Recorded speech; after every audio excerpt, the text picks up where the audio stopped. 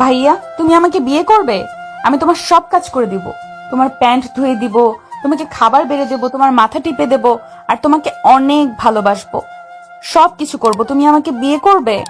পরন্ত বিকেলে নদীর পাড়ে বসে নদীর অপরূপ দৃশ্য দেখছিলাম। তখনই পিছন থেকে একটা বাচ্চা কণ্ঠের মেয়ে কথাগুলি বলে উঠল।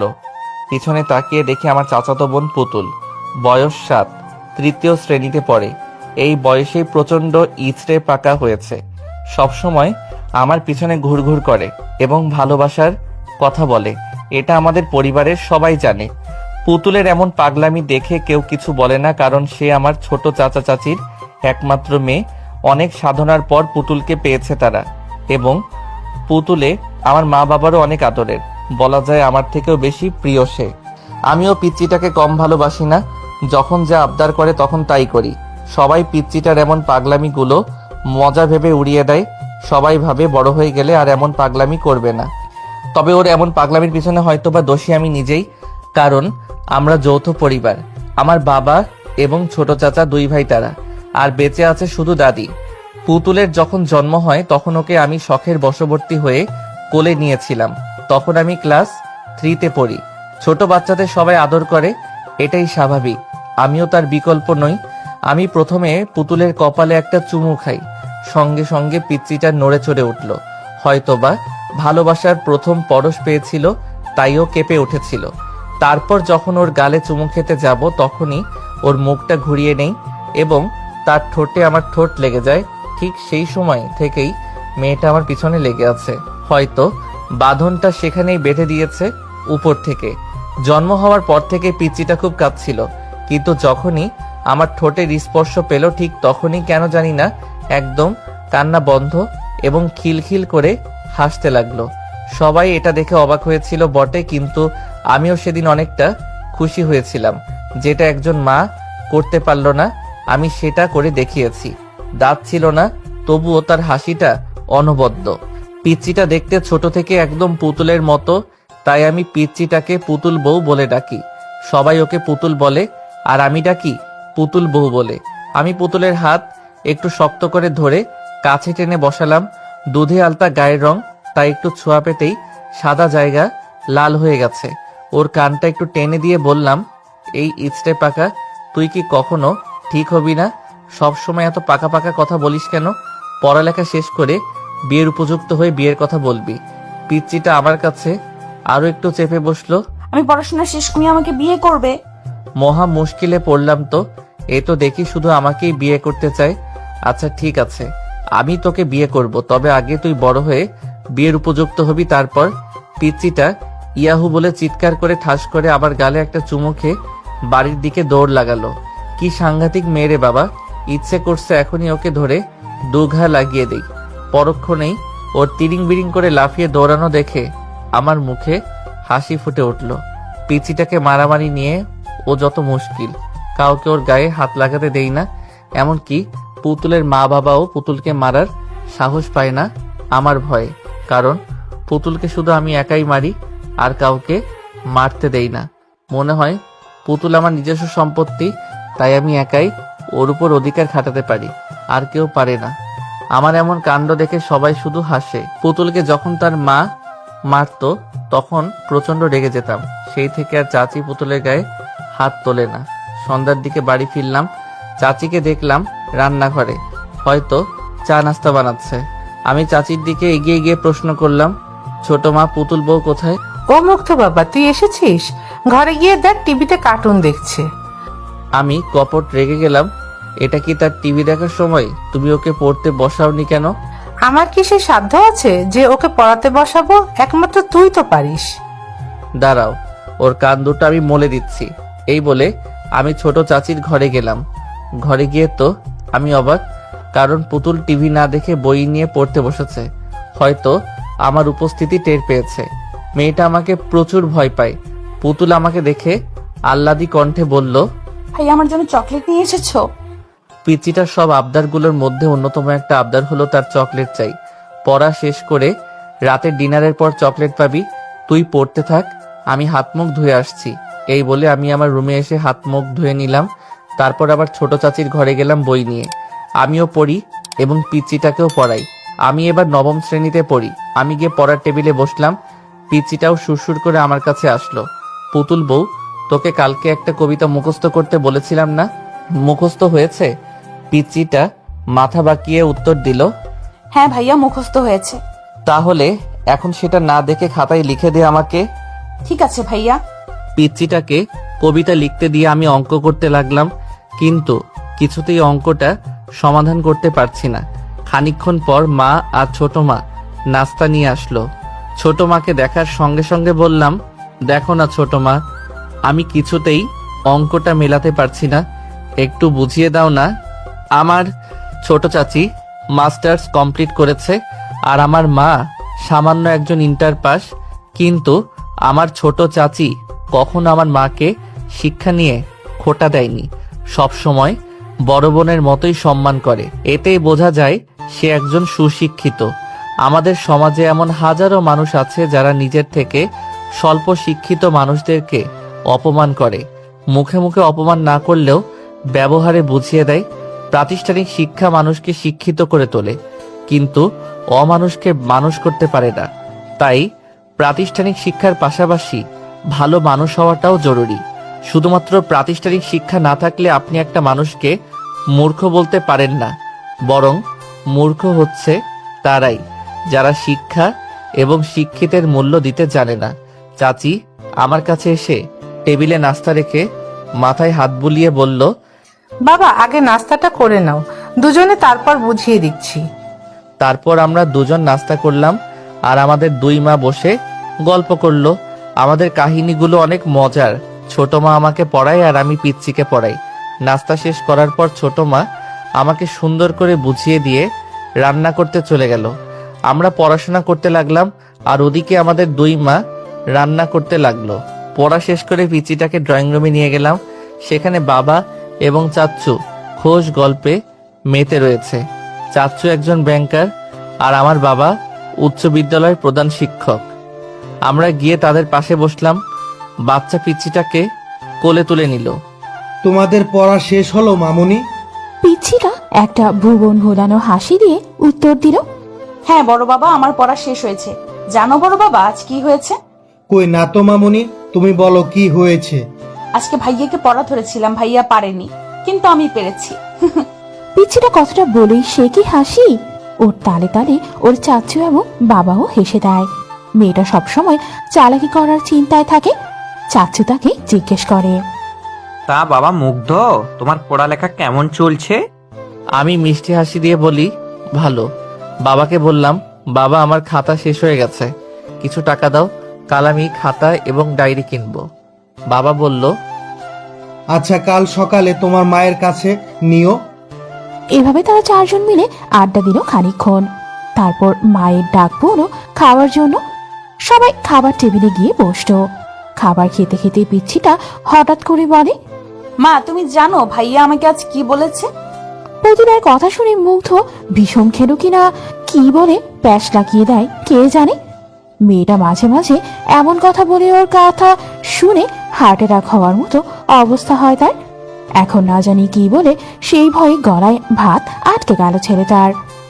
কোনো মতে পানি খেয়ে ভাতটা নামিয়ে নিল। সে চোখ পাকিয়ে পুতুলের দিকে তাকালো। ছোট মা বলল, কি বলেছে? পুতুল খাওয়া বন্ধ করে বলল, ভাইয়া আজ বিকেলে নদীর পাড়ে বসেছিল। আমি সেখানে গিয়ে বললাম, ভাইয়া তুমি আমাকে বিয়ে করবে, আমি তোমার প্যান্ট ধুয়ে দিব, তোমার খাবার বেড়ে দিব, তোমার সব কাজ করব। তখন ভাইয়া কি বলে জানো? সবাই জিজ্ঞাসু দৃষ্টিতে তাকিয়ে আছে পুতুলের দিকে। আমার তো চোখ বেরিয়ে আসার উপক্রম। তারপরও নিজেই বলতে শুরু করলো, তখন ভাইয়া বলে আমি পড়াশোনা শেষ করে বড় হব, তারপর ভাইয়া আমাকে বিয়ে করবে। পুতুলের কথা শুনে সবাই হেসে দেয়। মা পুতুলকে কোলে নিয়ে বলে, তোমার ভাইয়া একদম ঠিক বলেছে মামুনি, তুমি আগে পড়ালেখা শেষ করে বড় হও, তারপর তোমার ভাইয়ার সাথে তোমার বিয়ে দিব, কেমন? শুধু মাথা নাড়ালো। মেয়েটা এই বয়সেই বিয়ে নিয়ে এত পাকা পাকা কথা বলে, না জানি বড় হলে কি করে। এ তো আমাকে তুলে নিয়ে গিয়ে বিয়ে করবে। ছোট মা পুতুলের কান টেনে দিয়ে বলল, খুব পেকে গেছো তাই না? এবার পাকা পাকা কথা বন্ধ করে খাবার খেয়ে নাও চুপ করে। তারপর সবাই মিলে খাওয়া শেষ করলাম। খাওয়া শেষ করে আমি পিচ্চিটার হাতে দুটো চকলেট দিয়ে ঘুমাতে গেলাম।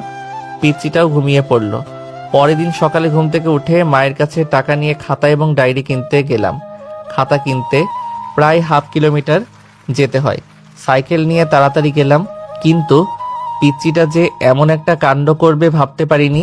খাতা এবং ডায়েরি আমার পড়ার টেবিলে রেখে গিয়েছিলাম গোসল করতে, কিন্তু এসে দেখি খাতা আছে, ডায়েরি নেই। পুরো ঘর তন্ন তন্ন করে খুঁজেও যখন ডায়েরিটা পেলাম না, তখন চিৎকার করতে লাগলাম।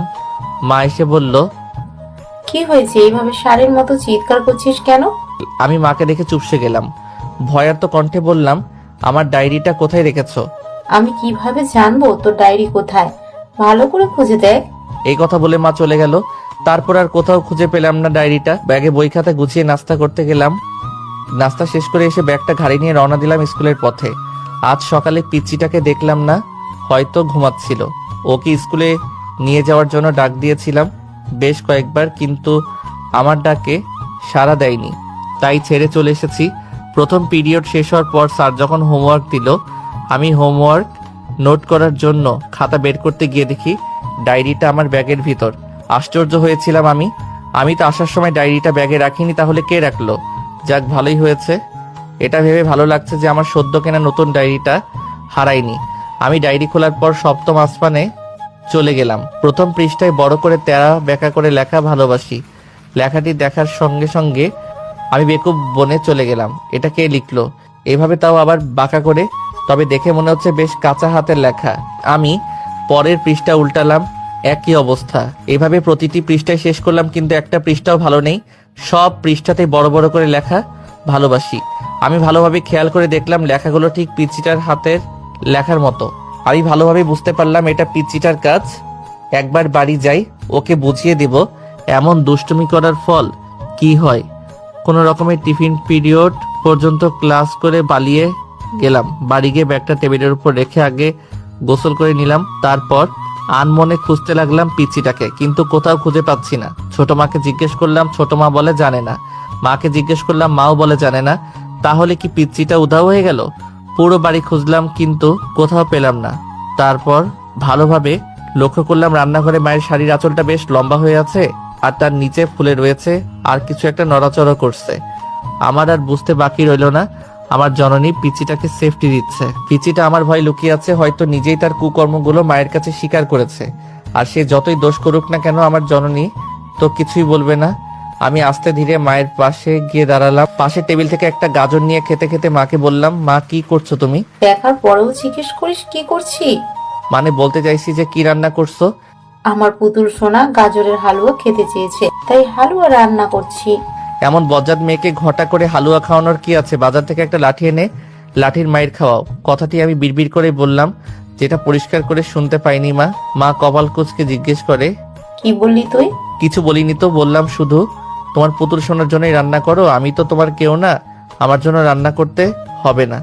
এমন ভাবে বলছিস যেন তোকে রেখে শুধু একা পুতুলকেই দেই, তাই না? তুই তো বেশি খাস, তারপরও হিংসা করিস।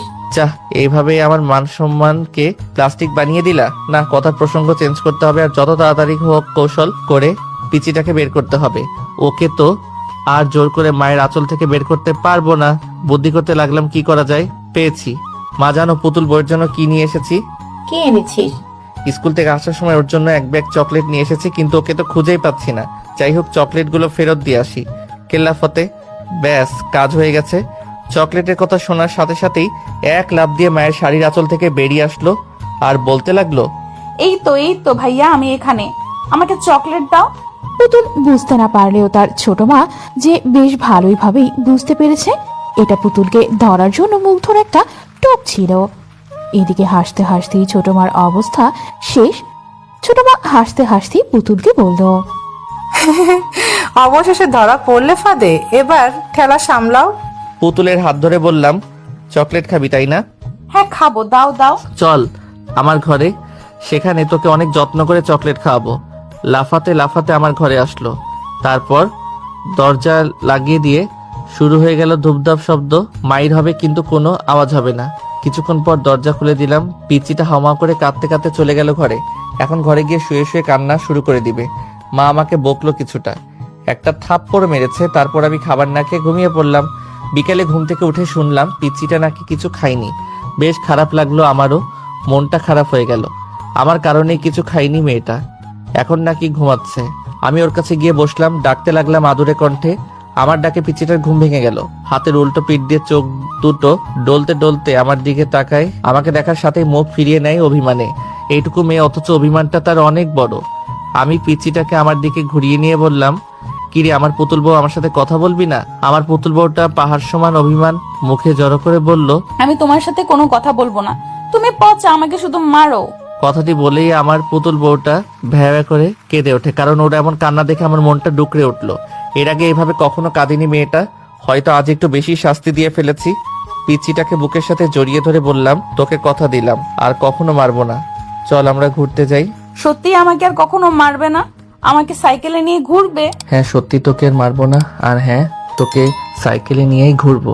পিচিটা ঠাস করে আমার গালে একটা চুমু খেলো। ওর পাগলামিগুলো আমাকে অনেক স্বস্তি দেয়। মাঝে মাঝে মনে হয় সারা জীবন এইভাবে ওর পাগলামিগুলো সহ্য করে যাই। মাঝে মাঝে ভাবি, এভাবে যদি কেটে যেত সারাটি জীবন তাহলে কতই না ভালো হতো। মানুষের জীবনের সব চাওয়া পাওয়াগুলো পূর্ণতা পায় না। তারপর আমরা দুজন ফ্রেশ হয়ে খাবার খেয়ে নিলাম। আমি খাইয়ে দিয়েছি পিচিটাকে। খাওয়ার সময় আমার আঙ্গুলে কামড় দিয়েছিল। কামড় দেওয়ার পর সে কি খুশি, খিলখিল করে হাসছিল। হাসতে হাসতে গলায় ভাত আটকে গিয়েছে। তারপর হাসা বাদ দিয়ে একাধারে কাশতে লাগলো। শয়তানদের অবস্থা মনে হয় এমনই হয়, বেশি বাদরামি করলে যা হয় আর কি। তারপর পিচিটাকে সাইকেলে নিয়ে পুরো গ্রাম ঘোরাতে লাগলাম। সাইকেলের পিছনে বসালে পড়ে যেতে পারে, তাই সামনেই বসিয়ে নিয়েছি। আমি সাইকেল চালাচ্ছিলাম আর সে নন স্টপ বক বক করে যাচ্ছিল। চলার পথে আইসক্রিম, হাওয়াই মিঠাই, চকলেট অনেক কিছুই খেয়েছে। আমার পকেটের 12টা বেজে গিয়েছে অলরেডি। ওর অভিমান ভাঙাতে গেলে আমার পকেটের 12টা বাজেই সবসময়। সবশেষে আমার পুতুল বইয়ের আবদার হলো তাকে কাচের চুড়ি কিনে দিতে হবে। আমি ওকে বললাম, এখন কাচের চুড়ি কোথায় পাবো? আশেপাশে তো কোনো দোকান নেই। পিচিটা সামনের দিকে হাত বাড়িয়ে বলল, ওই দেখো, ফেরিওয়ালা আমাদের দিকে আসছে। যেখানে বাঘের ভয় সেখানেই সন্ধ্যা হয়। ফেরিওয়ালাকে কি এখনই আসতে হলো? কি আর করা, বাধ্য হয়ে কিনে দিলাম কাচের চুড়ি। শখ করে যখন চেয়েছে তখন আর না করি কি করে? পিচিটার মুখের হাসিটাই যে আমার সবকিছু। ওর ভুবন ভুলানো হাসিটা দেখলে কেন জানি না আমার মনটা ঠান্ডা হয়ে যায়। আচ্ছা, আমি কি পিচিটাকে ভালোবাসি নাকি বোনের মতোই ভালোবাসি? একদিন রাতে ঘুমাচ্ছিলাম, রাত প্রায় 1টা বাজে। হঠাৎ কারো কান্নার শব্দ পেয়ে ঘুম ভেঙে যায় আমার, কিন্তু কে কাঁদছে বুঝে উঠতে পারছি না। আমি ঘর থেকে বের হয়ে গেলাম। শব্দটা ছোট মায়ের ঘর থেকে আসছে। এত রাতে কে কাঁদছে? দরজা খোলা আর বাতিও চালু আছে। গিয়ে দেখি সেখানে মা বাবাও আছে পুতুলের পাশে বসে। ছোট মা পুতুলের মাথায় হাত বুলিয়ে দিচ্ছে আর কাঁদছে, আর মা পুতুলের মাথায় পানি দিয়ে দিচ্ছে। তাহলে কি পুতুলের কিছু হয়েছে? আমি দৌড়ে পুতুলের কাছে গিয়ে দাঁড়ালাম। বেশ উত্তেজিত কণ্ঠে প্রশ্ন ছুড়লাম, ছোট মা কি হয়েছে পুতুলের, আর তুমি কাঁদছো কেন? ছোট মা কিছু বলার আগে চাচু বলল, তেমন কিছু না, একটু জ্বর এসেছে শুধু। কথাটা শুনে আমার কেমন যেন খারাপ লাগলো। এখনকার জ্বর মোটেও সুবিধার নয়। যেই মেয়েটা সারাদিন পুরো বাড়ি ছুটে বেড়ায়, এখন সেই মেয়েটাই কিনা নিস্তব্ধ হয়ে বিছানায় শুয়ে আছে। এটা কি আদৌ মানানসই? আমি আমার পুতুল বইয়ের মাথায় হাত দিয়ে দেখলাম জ্বর প্রচুর। প্রচন্ড রাগ উঠলো আমার। এতটুকু মেয়েকে কি এত কষ্ট রাখা ঠিক হচ্ছে? মা, পুতুল বইয়ের মাথার পানি মুছে দাও। কেন? আমি পুতুল বউকে ডাক্তারের কাছে নিয়ে যাব। এত রাতে ডাক্তার কোথায় পাবি? দোকান তো বন্ধ। দোকান বন্ধ হয়েছে বলে কি হাত গুটিয়ে বসে থাকবো? আমি আর কাউকে কিছু না বলে একটা তোয়ালে নিয়ে পুতুলের মাথার পানি মুছে দিয়ে ওকে কোলে নিয়ে ছুটতে লাগলাম। পিছন থেকে সবাই অনেক ডাকাডাকি করলো, কিন্তু কারো ডাকে সাড়া দিলাম না। তাই বাধ্য হয়ে বাবা এবং ছোট চাচ্চু আমার পিছু পিছু আসতে লাগলো। এত রাতে পল্লী চিকিৎসকের দোকান বন্ধ, তাই বাধ্য হয়ে ছুটতে হলো হাসপাতালের পথে। হাসপাতাল প্রায় 1 কিলোমিটার, তবুও আমাকে থামা যাবে না। আমাদের বাড়ির প্রাণ পুতুল যদি ওর কিছু হয়ে যায় তাহলে আমাদের বাড়িটা নিষ্প্রাণ হয়ে যাবে। তখন কার সাথে আমরা খেলাধুলা করব আর কাকেই বা এতটা ভালোবাসবে? পিছন থেকে বাবা এবং চাচ্চু বারবার বলছে, পুতুলকে আমাদের কোলে দাও, আমরা নিয়ে যাচ্ছি, তুমি নিয়ে যেতে পারবে না এত দূর। কিন্তু আমি কারো কথা শুনছি না। একটা সময় আমি হাসপাতালে গিয়ে পৌঁছালাম। পুতুলকে নিয়ে সোজা একটা ডাক্তারের কেবিনে ঢুকলাম অনুমতি ছাড়াই। কেবিনে একজন মহিলা ডাক্তার বসেছিল। আমাকে দেখার সঙ্গে সঙ্গে বলল, এই কে তুমি, আর এইভাবে একটা মেয়েকে নিয়ে কোথা থেকে এসেছো? আমি আন্টিটার কাছে গিয়ে কাঁদতে কাঁদতে বললাম, আন্টি, আমার পুতুল বউকে সুস্থ করে দিন, ওর অনেক জ্বর এসেছে। আমার পিছু পিছু বাবা এসে বলল, মুগ্ধ এভাবে কারো অনুমতি ছাড়া কেউ প্রবেশ করে? মুগ্ধর বাবা অনেকটা রেগেই তেড়ে আসতে লাগলো তার দিকে। বাড়াবাড়ি ভালো, কিন্তু এতটা বাড়াবাড়ি করা ভালো না যেটাতে লোকে আমাদের মন্দ বলে। ডাক্তার তার বাবাকে থামিয়ে দিয়ে বলে, থাক, ছেলেটাকে আর কিছু বলবেন না। আমার মতে সে ভুল করেনি, সে হয়তো তার পুতুল বউকে খুব ভালোবাসে, তাই কুলকিনারা হারিয়ে ফেলেছে। এই ভালোবাসাটা মেয়েটির জন্য প্রয়োজন। তারপর ডাক্তার আন্টি পুতুলকে দেখলো, জ্বর মেপে দেখলো 101 ডিগ্রি জ্বর। তারপর ডাক্তার আন্টি ওষুধ লিখে দিল। আমরা হাসপাতাল থেকে বের হয়ে ফার্মেসি থেকে ওষুধ নিলাম। তারপর বাড়িতে আসলাম। সেই রাতে পুতুল আমার সাথে ঘুমিয়েছিল। সকালে ঘুম থেকে উঠে দেখি আমার বুকে মাথা রেখে ঘুমিয়ে আছে। সেই দিন আবারও তার মায়ায় পড়ে গিয়েছিলাম আমি। মেয়েটা বড্ড মায়াবী, ওর দুষ্টুমি সবাইকে মুগ্ধ করে দেয়। এভাবেই কেটে যেতে লাগলো প্রতিটি প্রহর। পিচ্চিটার সাথে খুনসুটিময় দিনগুলো পেরিয়ে যাচ্ছে। এভাবে কেটে গেল 1টি বছর, কিন্তু এখনো পিচ্চিটা দুষ্টুমি কমেনি। একদিন কোচিং সেন্টারে পরীক্ষা দিচ্ছিলাম, হঠাৎ আমার পুতুল বউটা দৌড়ে আমার কাছে চলে আসলো। এমন আচমকা ঘটনার জন্য মোটেও প্রস্তুত ছিলাম না আমি। স্যার তো রেগে আগুন, আমাকে অনেক বকাঝকা করে ক্লাস থেকে বের করে দিল। আমি মন খারাপ করে পিচ্চিটাকে নিয়ে কোচিং এর বাইরে বের হয়ে আসি। একটা খোলা মাঠে নদীর ধারে পিচ্চিটাকে নিয়ে গেলাম। আজ কেন জানি না পিচ্চিটার উপর রাগ করতে পারলাম না, পিচ্চিটাকে মারতে পারলাম না, কারণ ওকে কথা দিয়েছিলাম যে আর কখনো ওকে মারবো না। আমি ওর সামনে হাঁটু গেড়ে বসে ওর গালে হাত রেখে বলি, কি রে পুতুল বউ, এভাবে কোচিং এর ভেতর দৌড়ে এসেছিস কেন? পিচ্চিটা আমার প্রতি উত্তর না করে ফিক করে হেসে দেয়। আমি ওর হাসির রহস্যটা বুঝে উঠতে পারলাম না। বেকুবের মতো প্রশ্ন ছুড়লাম, কি হয়েছে, এভাবে হাসছিস কেন? তুমি এখনো দেখোনি? আশ্চর্য, পিচ্চিটা কি দেখার কথা বলছে? তুই কি দেখার কথা বলছিস? এবার পিচ্চিটা দাঁত কেলিয়ে দেখালো ওর দুটো দাঁত নেই, তার মানে দাঁত পড়েছে। ওর ফোকলা দাঁতের হাসিটা অসম্ভব সুন্দর লাগছে, মোহনীয় সৌন্দর্যের হাসি। তার দেখলে ভরে মন, ভালোবেসে এইভাবেই তাকে করতে চাই আপন। আমি পিচ্চিটাকে রাগানোর জন্য বললাম, কি রে, তোর তো দুটো দাঁত নেই, ইঁদুরে নিয়ে গেছে, এখন তো আর তোর দাঁত উঠবে না, কি করবি তাহলে? পিচ্চিটা আমাকে অবাক করে দিয়ে বলল, কে বলেছে তোমাকে আমার দাঁত ইঁদুরে নিয়ে গেছে? আমার দাঁত তো আমার কাছেই আছে। এই বলে পিচ্চিটা তার হাতের মুঠো খুলে আমাকে দেখালো। কি আশ্চর্য ঘটনা, দুটো দাঁত নিয়ে এসেছে সে আমাকে দেখানোর জন্য। কেমন শয়তান মেয়ে, মানুষ দাঁত ইঁদুরের গর্তে কিংবা ঝোপঝাড়ে ফেলে দেয়, কিন্তু এই মেয়েটা দাঁত হাতে নিয়ে ঘুরে বেড়াচ্ছে। ভাবা যায় এগুলা? পিচ্চিটা আবার বলতে লাগলো, তুমি তো বললা আমার দাঁত ইঁদুরে নিয়ে গেছে, কিন্তু আমি ইঁদুরকে আমার দাঁত দেইনি, আমার দাঁত আমি আমার কাছেই রেখেছি। আমার অপমান আমাকেই ফিরিয়ে দিল। তারপর পিচ্চিটাকে নিয়ে নানান জায়গায় ঘুরে বেড়ালাম। পিচ্চিটা আবদার করলো সে নাকি পার্কে যাবে, আমিও নিয়ে গেলাম। সে শুধু আমার সাথে ঘুরছে, কিন্তু কিছু খেতে চায় না। কিরে, কিছু খাবি? পিচ্চিটা মাথা নাড়িয়ে না সূচক উত্তর দেয়। মুখে না বললেও মন কি চায় সেটা আমার ভালোভাবেই জানা আছে। সে হয়তো একটু বুঝতে শিখেছে আমার অবস্থাটা, সে হয়তো বুঝতে পেরেছে আমি ইনকাম করি না, তাই তো এখন আর বেশি আবদার করে না। আমি ওকে একটা আইসক্রিমের দোকানে নিয়ে গিয়ে আইসক্রিম কিনে দিলাম। আমার পুতুল বউটা মহানন্দে আইসক্রিম খেতে লাগলো। তারপর পিচ্চিটাকে একটা দোলনায় বসিয়ে দোল খাওয়ালাম। সন্ধ্যালোকে বাড়ির পথে রওনা দিই। সেই দিনের পর থেকে আর কখনো সেই কোচিং সেন্টারে যাইনি। যে শিক্ষক একটা ছোট্ট শিশুকে ভালোবাসতে জানে না, স্নেহ করতে জানে না, সেই শিক্ষকের শিক্ষার আমার কোনো প্রয়োজন নেই। মানুষ মানুষকে ছোট করে, এটা কেমন শিক্ষা? শুধু প্রাতিষ্ঠানিক শিক্ষায় শিক্ষিত হলে হয় না, প্রকৃত শিক্ষিত হওয়ার জন্য একজন ভালো মানুষ হওয়া জরুরি। প্রকৃত অর্থে তারাই শিক্ষিত যারা নিজের বিবেকের কাছে নত হয়ে মানুষকে যাচাই করতে জানে। যে শিক্ষা মানুষকে অহংকারী করে তোলে, সে শিক্ষার আমার কোনো প্রয়োজন নেই। আমরা প্রতিবাদী হব, কখনো অন্যায়ের কাছে আপোষ করব না। আস্তে ধীরে আমরা যতই বড় হতে থাকি ততই আমাদের পাগলামিগুলো যেন বেড়েই চলেছে। এখন আমি ইন্টার সেকেন্ড ইয়ারে পড়ি আর পিচ্চিটা 6-এ। সবসময় দুষ্টুমি না করলে যেন পিচ্চিটার শান্তি নেই। আজ পর্যন্ত কতগুলো ছেলে মেয়েদের সম্পর্ক ভেঙে দিয়েছে তার কোনো হিসেব নেই। এই তো কিছুদিন আগের কথা, একটা পার্কে দুজন কপতি বসে চুটিয়ে প্রেম করছিল। একদম মাখামাখি অবস্থা তাদের। এটা দেখার পর পিচ্চিটা আমাকে বলে, ভাইয়া দেখেছো শয়তান দুটো পার্কের ভেতরে কি করছে? যার যেটা ইচ্ছা করুক, তাতে তোর কি? তুই ঘুরতে এসেছিস, ঘুরবি ফিরবি, তারপর বাসায় ফিরে যাবি। তা তো হয় না ভাইয়া, দেখো কি করে।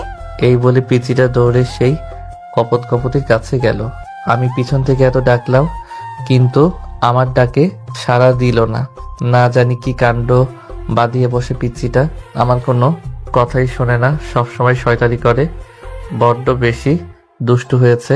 পুতুল একদম তাদের সামনে গিয়ে দাঁড়ালো, পাকা বুড়িদের মতো কোমরে হাত দিয়ে বলতে লাগলো, ভাইয়া তুমি এখানে, আর আমার আপু তোমার জন্য অপেক্ষা করছে। পুতুলকে দেখে তারা দুজন একটু সরে হয়ে বসে। তারা পুতুলের কথায় অবাক হয়েছে বটে। ছেলেটি কিছু বলার আগে মেয়েটি বলে উঠল, তোমার আপু ওর ছেলেটার জন্য অপেক্ষা করছে কেন? পুতুল কপট রাগে মেয়েটিকে উত্তর দেয়, এই মেয়ে, তুমি আমাদের শালিদুলা ভাইয়ের মাঝে কথা বলছো কেন? ছেলেটা শুধু বেকুবের মতো পুতুলের কাণ্ড দেখছে, কিছু যে বলবে সেই সুযোগও পাচ্ছে না। এবার মেয়েটা চোখ গরম করে ছেলেটার দিকে তাকায়। ছেলেটা তো ভয়ে শেষ, ঢোক গিলতে লাগলো। মেয়েটা ছেলেটার কলার ধরে বলে, কে এই মেয়েটা? আমার তো কোনো ছোট বোন নেই, তাহলে তোকে দুলাভাই বলে ডাকছে কেন? সত্যি করে বল, আর কার সাথে রিলেশন করছিস? ছেলেটার যায় অবস্থা, কোনো রকমে মুখ খুলল। বিশ্বাস করো বাবু, আমি আর কারোর সাথে রিলেশন করি না। তাহলে এই মেয়েটা তোকে দুলাভাই বলছে কেন? আর কোন মেয়ে তোর জন্য অপেক্ষা করছে? আমি জানি না কে এই মেয়ে, আর এটাও জানি না আমার জন্য কে অপেক্ষা করেছে। তাদের কথার মাঝে পুতুল ডান হাত ঢুকিয়ে দিয়ে বলল, এই দুলা ভাই, তুমি মিথ্যা বলছো কেন? আমার আপুর সাথে 1 বছর প্রেম করে এখন অন্য মেয়েকে নিয়ে ঘুরছো। দাঁড়াও, আপুকে গিয়ে বলছি। এই বলে পুতুল সেখান থেকে আস্তে আস্তে কেটে পড়ল। এরই মধ্যে মেয়েটার সাংঘাতিক ঝগড়া বাঁধিয়ে ফেলেছে। কি সাংঘাতিক মেয়ে মাইরি, এতটুকু সময়ের মাঝে একটা সম্পর্কের 12টা বাজিয়ে দিল। পিচিটা এমন ভাব নিয়ে আমার সামনে আসলো, মনে হয় কত বড় একটা মিশন সাকসেস করে এসেছে। আমার সামনে এসে মুখে হাত দিয়ে মুখ টিপে হাসতে লাগলো। ভ্রু কুঁচকে প্রশ্ন করি, এভাবে গাধার মতো হাসছিস কেন? ভাইয়া তুমি বলেছিলে না যে আমি কোনো কাজের নই? দেখেছো আজ কত বড় কাজ করলাম। সরকারের উচিত আমাকে একটা নোবেল দেওয়া। মানুষের মধ্যে ঝামেলা বাঁধিয়ে দিয়ে আসলো, মানুষের মধ্যে ঝগড়া, আর সে বলছে কিনা কত বড় একটা কাজ করে আসলো, আবার বড় মুখ করে নোবেলও চায়। এমন বিচ্ছু শয়তান কখনো দেখিনি আমি। পিচ্চির কথা শুনে আমি ফিক করে হেসে দেই। এটা দেখে সেই ছেলে মেয়ে দুটো আমাদের দিকে অবাক হয়ে তাকায়। ছেলেটা মেয়েটাকে বলে, ওই দেখো, ওরা দুজন হাসাহাসি করছে, তার মানে তারা ইচ্ছে করে আমাদের মাঝে ঝগড়া বাঁধিয়ে দিয়েছে। এটা বলেই তারা দুজন আমাদের ধাওয়া করতে লাগলো। আমাদের আর পাইকে কোনো রকমে পিচ্চিটার হাত ধরে দে দৌড়। এই পিচ্চিটার জন্য কোথাও গিয়ে শান্তি নেই, কোনো না কোনো কাণ্ড ঘটাবেই। কোনো রকমে প্রাণ বাঁচিয়ে পালিয়ে এসেছি। এর কিছুদিন পর ঘরে বসে ফোনে গেমস খেলছিলাম। পিচ্চিটা কোথা থেকে যেন আসলো, খুব সাজুগুজু করে, মনে হয় কোনো অনুষ্ঠানে যাবে। ভাইয়া দেখো তো আমাকে কেমন লাগছে। আমি গেমের মধ্যেই মনোনিবেশ রেখে বললাম, অনেক সুন্দর লাগছে। উফ, ফোনটা রাখো তো। আমি ফোনটা পাশে রেখে পিচ্চিটার দিকে তাকালাম। আচ্ছা রাখলাম, এবার বল কি বলবি? শুনেছো পাশের এলাকায় নাকি একটা মেয়ের বিয়ে? হ্যাঁ শুনেছি, তার বিয়ে, তাতে আমার কি? আর তুই এত সুন্দর করে সেজেছিস কেন? কোথাও যাবি নাকি? সেই বিয়ে বাড়িতে যাবো বলেই তো সেজেছি। পিচ্চিটার কথা শুনে আমার চোখ দুটো একদম রসগোল্লার মতো হয়ে গেল। বিনা দাওয়াতে কেউ কিভাবে বিয়ের বাড়িতে যায়? কিন্তু তারা তো আমাদের দাওয়াত করেনি, বিনা দাওয়াতে কিভাবে যাবি? বিনা আমন্ত্রণে দাওয়াত খাওয়ার যে কি মজা তা তুমি বুঝবে না। এখন সুন্দর দেখে একটা পাঞ্জাবি পরে নাও তো। কি সাংঘাতিক কাহিনী, বিনা আমন্ত্রণে নাকি দাওয়াত খেতে যাবে? আমি যেতে পারবো না। ঠিক আছে, না গেলে নাই, আমি একাই যাব। এই বলে পিচ্চিটা যেতে লাগলো। আচ্ছা ঠিক আছে দাঁড়া, আমিও যাচ্ছি। কখন কি বিপদ ঘটায় তার কোনো নিশ্চয়তা নেই, তাই বাধ্য হলাম যেতে। কালো রঙের একটা পাঞ্জাবি পরলাম, তারপর দুজনে মিলে ঘর থেকে বের হলাম।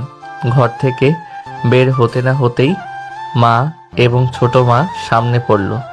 মা আমাদের দুজনকে একসাথে দেখে বলে, কিরে, তোরা কোথায় যাচ্ছিস এভাবে সাজুগুজু করে? বিয়ের দাওয়াত খেতে যাচ্ছি গো বড় মা। পিচ্চিটার কথা শুনে মুখোদর মা এবং ওর ছোট মা দুজনার দিকেই বেকুবের মতো তাকিয়ে রইল। কোথায়? পাশের এলাকায়। কিন্তু তারা তো আমাদের বিয়েতে দাওয়াত করেনি। তোমাদের দাওয়াত করেনি তো কি হয়েছে, আমাকে তো পার্সোনালি দাওয়াত করেছে। কি বলিস এসব তুই? কোথাকার কোন প্রেসিডেন্ট যে আমাদের দাওয়াত না করে তোকে দাওয়াত করবে, তাও আবার পার্সোনালি? বড় মা, তুমি আমার মতো একজন ভদ্র সমাজসেবককে এইভাবে অপমান করতে পারো না, আমার সম্মানে লাগে। যে মেয়েটা মানুষের মধ্যে ঝগড়া বাঁধিয়ে দেয়, সে বলছে কিনা সে একজন ভদ্র সমাজসেবক। মানা যায় এগুলা? ইচড়ে পাকা কি আর সাধে বলি? মা এবং বড় মা আর আমাদের পথ আটকালো না, কারণ তারা জানে তারা তাদের পুতুলের সাথে কখনো কথাই পেরে উঠবে না। পথে যেতে যেতে আমাদের কথোপকথন। ভাইয়া, আমরা গিয়ে কি দিয়ে খাওয়া শুরু করব বলো তো?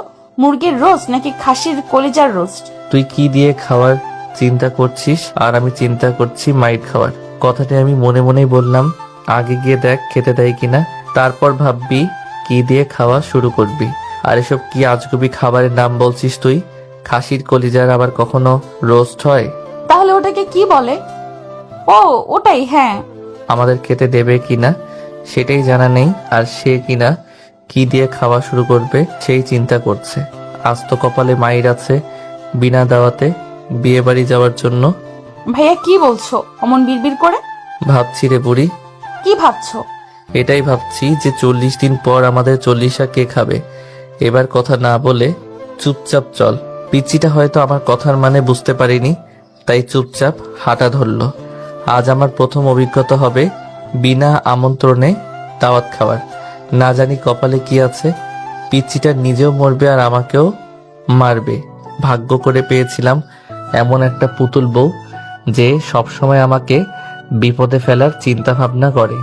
বিনা দাওয়াতে বিয়ে বাড়িতে এসেছি তো ঠিকই, কিন্তু কপালে যে কি আছে তা একমাত্র আল্লাহই জানে। কিরে, বিয়ে বাড়িতে তো চলে আসলাম, এবার কোন পরিচয় ঢুকবি? বরপক্ষ নাকি? আমার কথা শেষ করতে না দিয়েই পিচিটা বলে উঠল, না না, ভুলেও বরপক্ষের কথা বলা যাবে না, কারণ বরপক্ষ তো এখনো আসেনি। যদি বরপক্ষের কথা বলি তাহলে তো পাবলিক আমাদেরকেই ধোলাই দিবে। এইটুকু মেয়ের মাথায় কি বুদ্ধি! আমাদের দুজনের কথোপকথনের মাঝে হঠাৎ একজন লোক আসলো।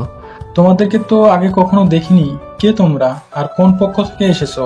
আমার গুরু যেহেতু আমার পুতুল বউ, সে সব সময় আমার আগে আগে যায়, তাই এবারেও সে নিজেই উত্তর দিল, হ্যাঁ, আমাদেরকে চিনবেন কিভাবে? আগে কখনো দেখেননি তো, তাই। আর আমরা কোন পক্ষের লোক? কিন্তু তোমাদের দাওয়াত করেছি বলে তো আমার মনে হয় না। আঙ্কেল, মনে হবে কিভাবে? আপনি যখন আমাদের বাড়িতে দাওয়াত দিতে গিয়েছিলেন তখন তো আমরা নানু বাড়িতে ঘুরতে গিয়েছিলাম, তাই আমাদের দেখেননি।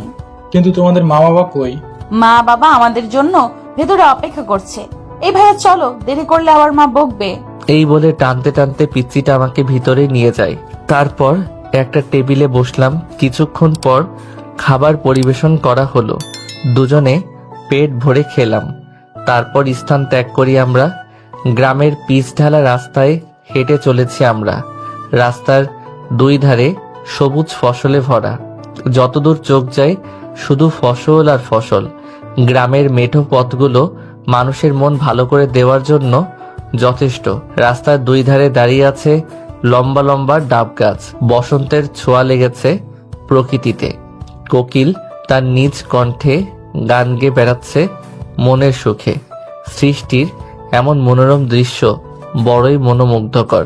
ইচ্ছে করে হারিয়ে যাই এই সুন্দর প্রকৃতিতে, বিলিয়ে দেই নিজেকে। মেঠো পথ ধরে বাড়ির উদ্দেশ্যে হাঁটছিলাম, হঠাৎ পিচ্চিটা বলে ওঠে, জোর বাঁচে বেঁচে গেছি। ধরা পড়লে কি যে হতো! কি আর হতো, মান সম্মান প্লাস্টিক হয়ে যেত। সম্মান আবার প্লাস্টিক সিলভারের হয় নাকি? পিচ্চিটার এমন পাকনামি কথা শুনে ওর কানটা টেনে ধরলাম। উফ ভাইয়া লাগছে, ছাড়ো। লাগার জন্যই তো ধরেছি। এত পাকা পাকা কথা বলিস কেন? পাকা পাকা কথা কখন বললাম? আমি তো ঠিকই বলেছি। তুমি কখনো দেখেছো মান সম্মান প্লাস্টিকের হয় বা সিলভারের হয়? দেখোনি, তাই তো? তাহলে বলো আমার ভুলটা কোথায়? পিচ্চির এমন অকাট্য যুক্তি শুনে আমি স্তব্ধ, তবুও কান ছাড়লাম না তার। এবার একটু জোরেই টেনে ধরেছি। ভাইয়া ছাড়ো, খুব ব্যথা করছে। আমি কি তোমার ঘরের বউ নাকি যে যখন খুশি আমাকে মারবে? আমি পিচ্চিটার কান ছেড়ে দিয়ে বললাম, তুই আমার ঘরের বউ হতে যাবি কেন? তুই তো আমার ঘরের কাজের বুয়া। কি বললে তুমি? আমি কাজের বুয়া? দাঁড়াও, দেখাচ্ছি তোমাকে মজা। এই বলে পিচ্চিটা আমাকে ধাওয়া করতে লাগলো আর আমি দৌড়াতে লাগলাম। বেশ খেপিয়ে দিয়েছি আমার পুতুল বউটাকে। এখন কোনোভাবেই তার হাতে নিজেকে ধরা দেওয়া যাবে না। ধরা দিলেই বিপদ, কারণ না জানি কতটা রেগে আছে। আর ধরতে পেলে ধোলাই তো অবশ্যই দেবে। দুজনেই প্রাণপণে ছুটছি। বিয়ে বাড়িতে যেটুকু খাবার খেয়েছি দৌড়াতে দৌড়াতে সব হজম হয়ে গেছে। তাহলে লাভটা কি হলো? আজ আমার পরীক্ষার রেজাল্ট দিয়েছে। ঘরে মন খারাপ করে বসে আছে আমি। এমন সময় পিচ্চিটা আসলো আমার ঘরে, এসে বলে, ভাইয়া তোমার তো আজকে রেজাল্ট দিয়েছে, কিন্তু তুমি মন খারাপ করে বসে আছো কেন? পুতুল, আমার মন খারাপ আছে, আমাকে একটু একা থাকতে দে। তুই যা। পুতুল কিছু না বলেই চলে গেল। ড্রয়িং রুমে মা এবং ছোট মা বসে গল্প করছিল। সেখানে গিয়ে মাকে বলল, বড় মা, তোমার ছেলে পরীক্ষায় ফেল করেছে। দুজনে গল্প করছিল। পুতুলের এমন কথায় দুজনেই চমকে ওঠে। সবাই ভাবছে এত ভালো একটা স্টুডেন্ট কিভাবে ফেল করতে পারে, যে কিনা প্রতিবার প্রথম হয়। এবার সে ফেল করলো। মা প্রশ্নটি করে, মুগ্ধ ফেল করেছে, তোমাকে কে বললো? কেউ বলেনি, কিন্তু তোমার ছেলের তো মন খারাপ করে বসে আছে। আমি গেলাম, আমাকে বলে আমার মন খারাপ আছে। তুই যা, আমাকে একা থাকতে দে। মা আর কোনো কথা না বলে সোজা আমার ঘরে চলে আসে। এসেই আমাকে একটা থাপ্পড় মারে। মায়ের এমন আচরণে প্রচন্ড অবাক হয়ে যাই আমি। মা তো কখনো আমাকে অকারণে মারে না, তাহলে আজ কেন মারলো বুঝতে পারলাম না আমি গালে হাত দিয়ে মাথা নিচু করে শান্ত কণ্ঠে মাকে প্রশ্ন করি, মা তুমি আমাকে মেরেছো তাতে কোনো সমস্যা নেই, কিন্তু কেন মেরেছো সেই কারণটা বলো। মা কপট রেগে গিয়ে ঝাঁঝালো কণ্ঠে বলে, তুই এত বড় একটা সত্যি আমাদের কাছে লুকিয়েছিস, আবার সাধু সেজে প্রশ্ন করিস কেন মারলাম? আমি যত মায়ের ব্যবহার দেখছি ততই অবাক হচ্ছি। আগে কখনো মায়ের আচরণ এমন হয়নি, কিন্তু আজ হঠাৎ মায়ের কি হলো যার কারণে এতটা বাজে ব্যবহার করছে আমার সাথে? তবে মায়ের এমন অকারণে বাজে ব্যবহার আমাকে খুব আঘাত করছে। কোন সত্যিটা লুকিয়েছি আমি তোমার কাছ থেকে, যার কারণে এতটা বাজে ব্যবহার করছো আমার সাথে? তুই যে ফেল করেছিস তা আমাদেরকে বলেছিস? এই কথাটি শুনে সপ্তম আসমান থেকে পড়লাম। আমি কখন ফেল করলাম? আর মাকেই বা এই কথাটি কে বলল? তোমাকে এসব কথা কে বলেছে? পুতুল বলেছে। আজ পুতুল না বললে তো আমরা জানতে পারতাম না তোর এই ঘটনা। তারপর মা আরো কিছু বকা দিয়ে চলে গেল। আমি ঠায় দাঁড়িয়ে রইলাম। কিছুক্ষণ পর পুতুলকে ডাক দিলাম। পুতুলও লক্ষ্মী মেয়ের মতো আমার ঘরে আসে। আমি পুতুলের হাত ধরে বিছানায় বসালাম। তুই নাকি আমাকে বলছিস যে আমি ফেল করেছি? তুমি মন খারাপ করে বসেছিলে, ভেবেছিলাম তুমি ফেল করেছো, তাই বলেছি। কিন্তু আমি তো ভাবিনি যে বড় মা তোমাকে মারবে। সরি ভাইয়া। পিচ্চিটার এমন অসহায় মুখ দেখে আমি আর রাগ করে থাকতে পারলাম না। তবু বললাম, জানিস তো পুতুল বেশি বাড়াবাড়ি কোনো কিছুতেই ভালো না, সেটা হোক ভালো কিংবা খারাপ। মজা করার একটা সীমা থাকে।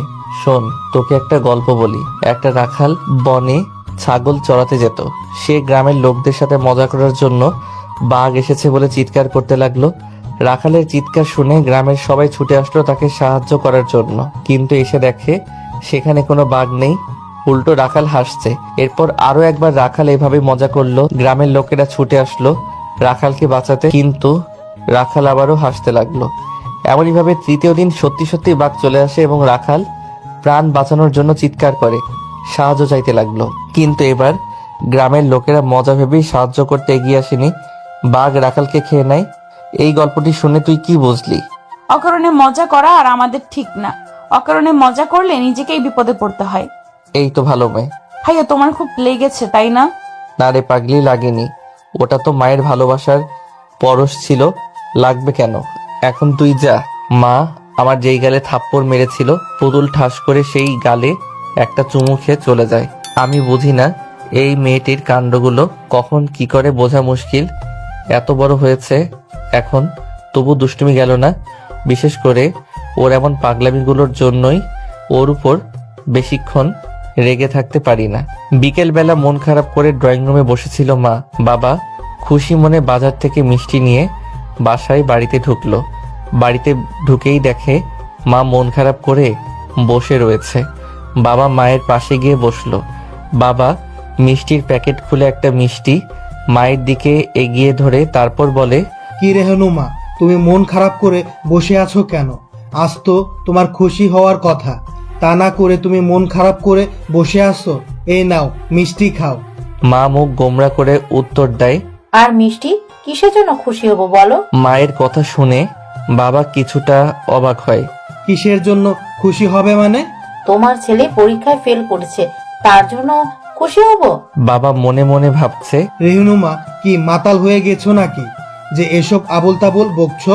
তোমার ছেলে প্রত্যেকবারের মতোই এবারেও জিপিএ 5 পেয়েছে, আর তুমি বলছো তোমার ছেলে ফেল করেছে। তোমাকে কে বললো এই কথাটি? কথা শুনে মায়ের হার্ট অ্যাটাক করার মতো অবস্থা। তুমি কি বলছো আমাদের মুগ্ধ ফেল করেনি? তাহলে যে পুতুল বলল মুগ্ধ ফেল করেছে, তাই তো আমি ওকে গিয়ে বকাঝকা করলাম। ছেলেটা মন খারাপ করে না খেয়ে বসে আছে, আমি ওকে মেরেছি, তবুও কিছু বলেনি।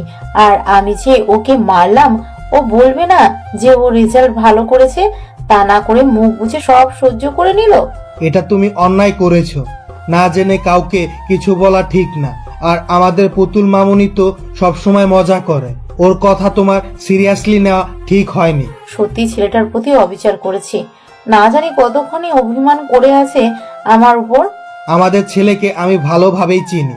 ওকে যতই শাসন করো না কেন, তুমি ওর মা। তুমি যদি ওর কপালে আদর করে একটা চুমু খাও, তাহলে দেখবে ওর সব অভিমান রাগ নিমিষেই শেষ হয়ে গেছে। এখন নাও মিষ্টি মুখ করো। আমাদের একমাত্র ছেলে এত বড় বড় উপহার দিচ্ছে আমাদেরকে।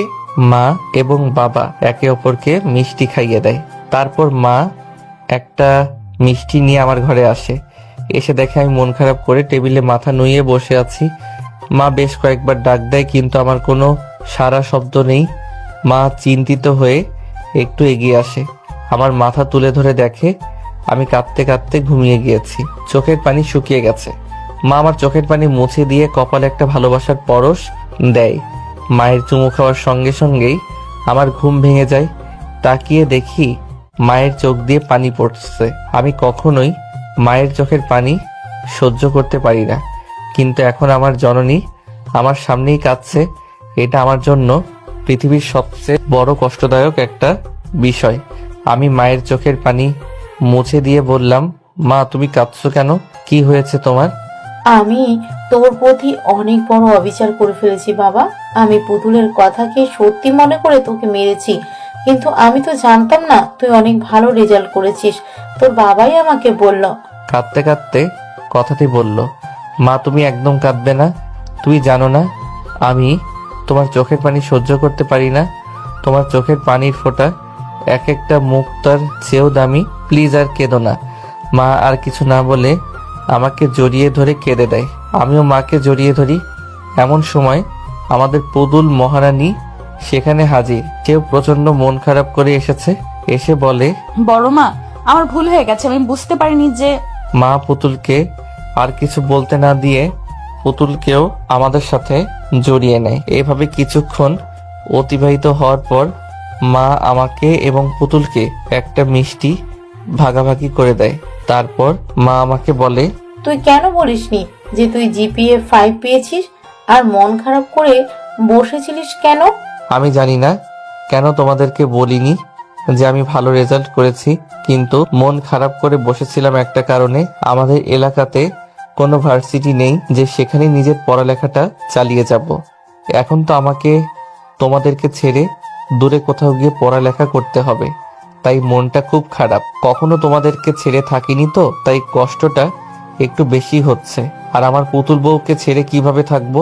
ওর সাথে দুষ্টমি করেই তো প্রতিটি প্রহর কাটে। মন খারাপ করে না বাবা, তুই তো আর সারা জীবনের জন্য চলে যাচ্ছিস না, এই তো কিছু বছর।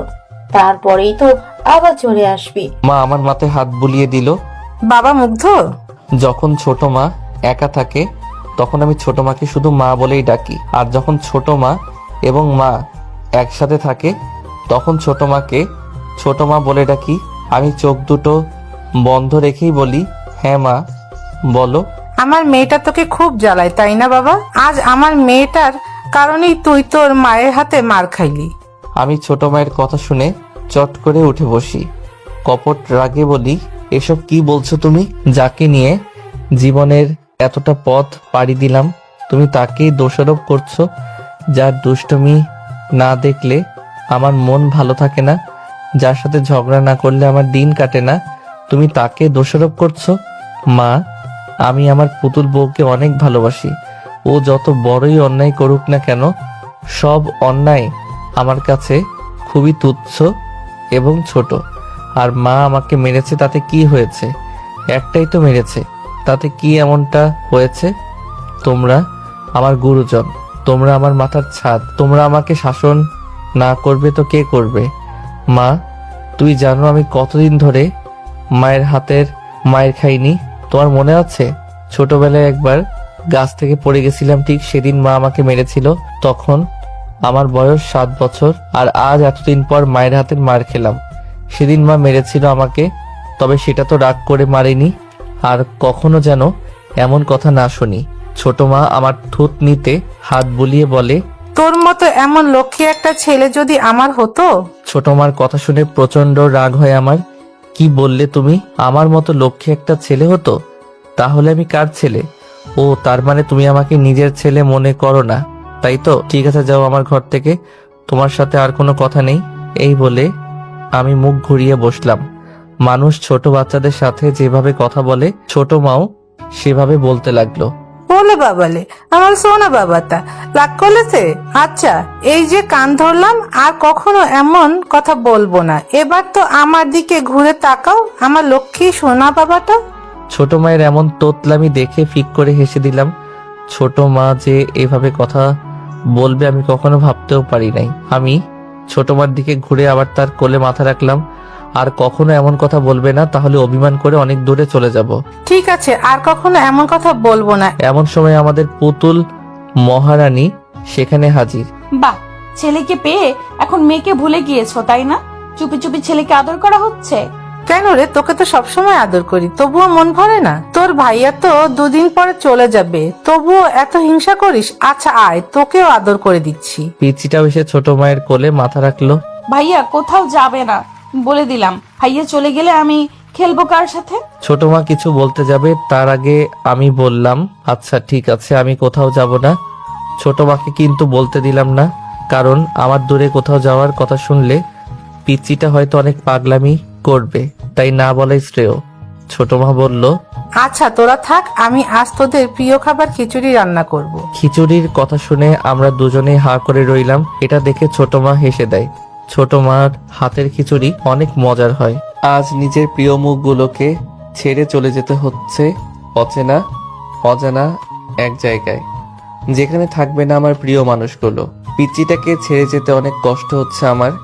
পরিস্থিতি এতটাই নিষ্ঠুর যে প্রিয় মানুষগুলোকেও দূরে ঠেলে দেয়। আমি যখন কাঁধে ব্যাগ ঝুলিয়ে বাড়ি থেকে বের হই, তখন পিচ্চিটা আমাকে জড়িয়ে ধরে অনেক কেঁদেছে। বারবার বলছিল আমাকে ছেড়ে যেও না। জানালার ধারে বসে এসব কথা ভাবতে ভাবতে নিজের শহরে চোখ বুলিয়ে নিলাম একবার। জানি না কখন চোখ দুটো লেগে গিয়েছিল। আমি আসার পর নাকি পুতুল কাঁদতে কাঁদতে জ্ঞান হারিয়ে ফেলেছিল। এই কথাটি আমাকে কেউ বলেনি। হঠাৎ কারো চিৎকারে ঘুমটা ভেঙে গেল। তাকিয়ে দেখি হেল্পার। জানালার দিকে তাকিয়ে দেখি আমি বাবার দেওয়ার ঠিকানা চলে আসছি। বাস থেকে নেমে একটা রিক্সা নিয়ে বাবার দেওয়ার ঠিকানায় চলে গেলাম। কলিং বেল বাজানোর কিছুক্ষণ পরে একটা মেয়ে এসে দরজা খুলে দিল। কে আপনি, আর কাকে চাই? দরজাটা খুলে দিয়ে কথাটি বলল মেয়েটি। আমি শান্ত কণ্ঠে জবাব দিলাম, জি আমি মুগ্ধ। এটা আসলাম চাচার বাড়ি না? মেয়েটি কিছু বলার আগেই বাড়ির ভেতর থেকে একটা শব্দ ভেসে আসলো। কে এসেছে রে মা? মেয়েটি আমাকে দরজায় দাঁড় করিয়ে রেখে উত্তর দিল, মুগ্ধ নামের একটি ছেলে এসেছে, তোমাকে খুঁজছে। আরে ওকে বাইরে দাঁড় করিয়ে রেখেছিস কেন? ভেতরে নিয়ে আয়। এবার মেয়েটি আমার দিকে তাকিয়ে বলল, চলুন ভিতরে, বাবা আপনাকে ডাকছে। আমি অনুমতি পেয়ে ভেতরে গেলাম। সোফায় একজন মহিলা এবং পুরুষ বসে আছে। সম্ভবত মেয়েটির বাবা মা হবে। আমি তাদের সামনে গিয়ে সালাম দিলাম। চাচা সালামের জবাব দিয়ে বলল, তা বাবা, তুমি রায়হানের ছেলে মুগ্ধ? আমি মাথা নাড়িয়ে হ্যাঁ সূচক উত্তর দিলাম। পরিচয় হও, ইনি হলো তোমার চাচি, আর ও হলো আমাদের মেয়ে রিক্তা। ভদ্র মহিলা এবং মেয়েটিকে দেখিয়ে দিয়ে বলল, মেয়েটি প্রথম থেকে আমার দিকে হিংসে ভরা দৃষ্টিতে তাকিয়েছিল। তবে কি মেয়েটির চোখে আমি বিষাক্ত কাটা হয়ে গেলাম? পরিচয় পর্ব শেষ করে চাচা আমাকে বলল, এখন গিয়ে হাত মুখ ধুয়ে একটু বিশ্রাম নিয়ে খাবার খেয়ে নাও। রিক্তা, মুগ্ধকে গেস্ট রুমে নিয়ে যাও। মেয়েটি আমাকে একটা রুমে নিয়ে এসে বাথরুম দেখিয়ে দিয়ে চলে গেল। আমি ব্যাগটা বিছানায় ছুঁড়ে মেরে বাথরুম গিয়ে ফ্রেশ হয়ে নিলাম। তারপর বিছানায় শরীরটা এলিয়ে দিলাম। হঠাৎ শুনতে পেলাম, বাবা, এই ছেলেটা কি আমাদের সাথে থাকবে?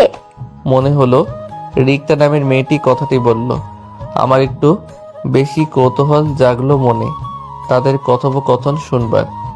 ছেলেটি আমাদের সাথেই থাকবে। কিন্তু বাবা, ছেলেটাকে দেখে আমার সুবিধার মনে হচ্ছে না। তুমি ওকে অন্য কোথাও থাকতে বলো। কি বলছো এসব? ও আমার ছোটবেলার বন্ধুর ছেলে। ওর বাবা আমার জীবনে কতটা অবদান রেখেছে তা তোমাকে বলে শেষ করতে পারবো না। আর অচেনা শহরের ছেলেটা কোথায় যাবে? আমি এত কিছু জানি না, তুমি ওকে তাড়িয়ে দাও। কেন এমন পাগলামি করছো তুমি? আমার কাছে তো মুগ্ধকে খারাপ লাগছে না। এবার রিক্তার মা বলে ওঠে, তোমার মেয়ে তো ঠিকই বলেছে, এভাবে অচেনা একটা ছেলেকে বাসায় জায়গা দেওয়াটা মোটেও ঠিক হবে না। তাছাড়া সে তোমার বন্ধুর ছেলে বলেই কি তোমাকে উদ্ধার করে দিয়েছে নাকি? আমারও ছেলেটাকে ভালো লাগেনি, বলা তো যায় না কখন বিপদ ঘটিয়ে বসে। আমাদের ঘরে এত বড় একটা মেয়ে আছে। ভদ্র মহিলা আর কিছু বলার আগেই চাচা বলল, তুমি চুপ করবে? সব সময় শুধু উল্টোপাল্টা চিন্তা করো। ছেলেটির মধ্যে কি রকম খারাপ দেখলে যে যার জন্য মনে হলো সে এতটা জঘন্য কাজ করতে পারে? মানুষকে ভালোবাসতে শিখো, তাহলেই না মানুষের মর্মটা বুঝবে। রিক্তা বলে ওঠে, বাবা, তুমি ওকে অন্য কোথাও থাকতে বলো, না হলে আমি কিন্তু এখানে থাকবো না। এই কথা বলে রিক্তা চলে যায় তার ঘরে। ভদ্র মহিলাও আর থাকলো না, স্থান ত্যাগ করে। আমি ঘরের ঝুলানো ঘুরতে থাকা ফ্যানের দিকে তাকিয়ে নিজে নিজেকে বলতে লাগলাম, মানুষ কতটা বিচিত্র হতে পারে। তা না হলে একটা অচেনা মানুষকে নিয়ে এতটা জঘন্য ভাবনা কিভাবে মনের মধ্যে পুষতে পারে? তাদের কথোপকথন শুনে আমার খুব একটা খারাপ লাগলো না, কারণ জীবনে যতটুকু পথ পাড়ি দিয়েছি এতেই পৃথিবীর মানুষ সম্পর্কে বেশ ভালোই ধারণা পেয়েছি। পৃথিবী যতটা না অদ্ভুত তার থেকেও বেশি অদ্ভুত এই পৃথিবীতে বসবাসরত মানুষরা। আমি বুঝে গিয়েছি এখানে আমার থাকা হবে না, আর থাকলেও খুব সংগ্রাম করে থাকতে হবে। আর আমার মনে হয় এই সংগ্রামের কোনো মানেই হয় না। মাঝে মাঝে কিন্তু জায়গায় প্রতিবাদ না করাই ভালো। এতে বোঝা যায় কোনটা মুখোশধারী মানুষ আর কোনটা ভালো মানুষ। আমি মুঠো ফোনটি হাতে নিয়ে মাকে কল করলাম। দুবার রিং বাজতেই কলটা রিসিভ করলো। আমি কিছু বলার আগেই মা বলল, তুই ঠিকঠাক ভাবে পৌঁছে গিয়েছিস তো বাবা? যেতে কোনো অসুবিধা হয়নি তো? মায়ের কথা শুনে নিঃশব্দে একটা মুচকি হাসি দিলাম। মায়ের কাছে এখনো সেই ছোট্ট মুগ্ধই রয়ে গেলাম। পৃথিবীর সকল মা বাবার কাছে তাদের সন্তানরা ছোটই থেকে যায়, বড় হয়ে যায় তো শুধু সন্তান নামক কিছু অমানুষরা, যারা মা বাবার উপর অত্যাচার করে। হ্যাঁ মা, আমার আসতে কোনো অসুবিধা হয়নি। বাড়ির সবাই কেমন আছে মা? সবাই ভালো আছে, কিন্তু পুতুল কেঁদেই চলেছে, কাঁদতে কাঁদতে জ্ঞান হারিয়ে ফেলেছিল একবার। কথাটি শুনে আমার হাসি মুখটা মলিন হয়ে গেল। ভাঙা কণ্ঠে বললাম, কি বলছো এসব? পুতুল জ্ঞান হারিয়ে ফেলেছে আর তোমরা আমাকে বলনি? বললে কি হতো? চিন্তা ছাড়া কি আর কিছু করতে পারতি? এখন কি করছে? এখন একটু ঘুমিয়েছে। আচ্ছা, বাবা কোথায়? এই তো আমার পাশে, নে কথা বল। এই বলে মা বাবার হাতে ফোনটি দিল। হ্যাঁ বাবা, বল, কি খবর তোর? ভালো। বাবাকে কিছু বলতে গিয়ে আটকে গেলাম। কি রে, কিছু বলবি? বাবা, আমি এখানে থাকতে চাই না। কেন? তাহলে তোর আঙ্কেলকে বল একটা বাড়ি দেখতে। ঠিক আছে বাবা। তারপর টুকিটাকি কথা বলে কল কেটে দিলাম। যাক, একটা ব্যবস্থা হয়ে গেল। কিছুক্ষণ পরে রিক্তা ডাকতে এলো খাবার খাওয়ার জন্য। আমি কিছু না বোঝার ভান করে খাবার খেতে গেলাম। তোমার বাবা বলল তুমি নাকি আমাদের সাথে থাকবে না। কেন বাবা, এখানে কি তোমার অসুবিধা হবে? খাবার খাওয়ার সময় চাচা কথাটি বলল। না চাচা, কোনো সমস্যা নেই। তাহলে যে তোমার বাবা বলল তুমি এখানে থাকবে না? আসলে আমি একলা থাকতে একটু বেশি পছন্দ করি তো, তাই এই জন্য বাড়িতে ও কেউ আমাকে বেশি ডিস্টার্ব করতো না। আচ্ছা, যেমনটা তোমার ইচ্ছে। তারপর সবাই খাওয়া শেষ করলাম, কিছু সময় বিশ্রাম নিলাম। তারপর আমি রিক্তা এবং চাচা বের হলাম বাসা দেখার জন্য। তাদের পাশেই বাসাটা, একলা মানুষ, তাই বেশি দেখাশোনা করলাম না। সন্ধ্যার মধ্যে সবকিছু গোছগাছ করে নিলাম। আমার পুতুল বউয়ের সাথে কথা বলবো বলে কল দিলাম মাকে। মা বলল, বাবা, তোর বাড়ি পছন্দ হয়েছে? হ্যাঁ মা, হয়েছে। আচ্ছা মা, পুতুল কি এখনো ঘুমায়? না, ঘরে বসে আছে মন খারাপ করে। আচ্ছা, ফোনটা পুতুলকে দাও। মা পুতুলের কাছে গিয়ে বলল, পুতুল মামুনি, তোমার ভাইয়া ফোন করেছে, তোমার সাথে কথা বলবে। না, আমি বলবো না। না, আমি কথা বলবো না। ফোনের ওপাশ থেকে আমি স্পষ্ট নাক টানা শব্দ পাচ্ছি। তার মানে পুতুল এখনো কাঁদছে। আমি মাকে বললাম, মা পুতুলকে বলে দাও আমার সাথে কথা না বললে আর কখনো বাড়ি ফিরবো না। মা পুতুলকে কথাটি বলার সঙ্গে সঙ্গেই পুতুল চিৎকার দিয়ে ফোনটা হাতে নিল। ফোন কানে নিয়ে শুধু কাঁদছে। পিচিটার চোখের এক এক ফোঁটা আমার বুকে তীরের মতো এসে বিঁধতে লাগলো। জানি না পিচিটার চোখের পানি আমাকে কেন এতটা আঘাত করে। আমি চোখের কোণায় জমে থাকা ফোঁটা ফোঁটা পানি মুছে দিলাম। আমার পুতুল বউটা কি এভাবেই কাঁদবে, নাকি আমার সাথেও কথা বলবে? আমি তোমার সাথে কোনো কথা বলবো না। তুমি খুব পচা। তুমি আমাকে একা ফেলে চলে গেছো। এখন আমি কার সাথে খেলবো? আমাকে কে পড়াবে? আমাকে তো তুমি ছাড়া আর কেউ পড়াতে পারে না। কথাগুলো বলে ডুকরে ডুকরে কেঁদে ওঠে পুতুল। ওর এমন বেদনাদায়ক কথাগুলো আমার বুকের ভিতরটাকে দুমড়ে মুচড়ে দিল। ইচ্ছে করছে এখনই ছুটে চলে যাই পিচিটার কাছে। পুতুল বউ, তুই যদি আর একবার কাঁদিস তাহলে আমি আর কখনো বাড়ি ফিরবো না বলে দিলাম। কথাটি বলার সঙ্গে সঙ্গেই কান্না বন্ধ।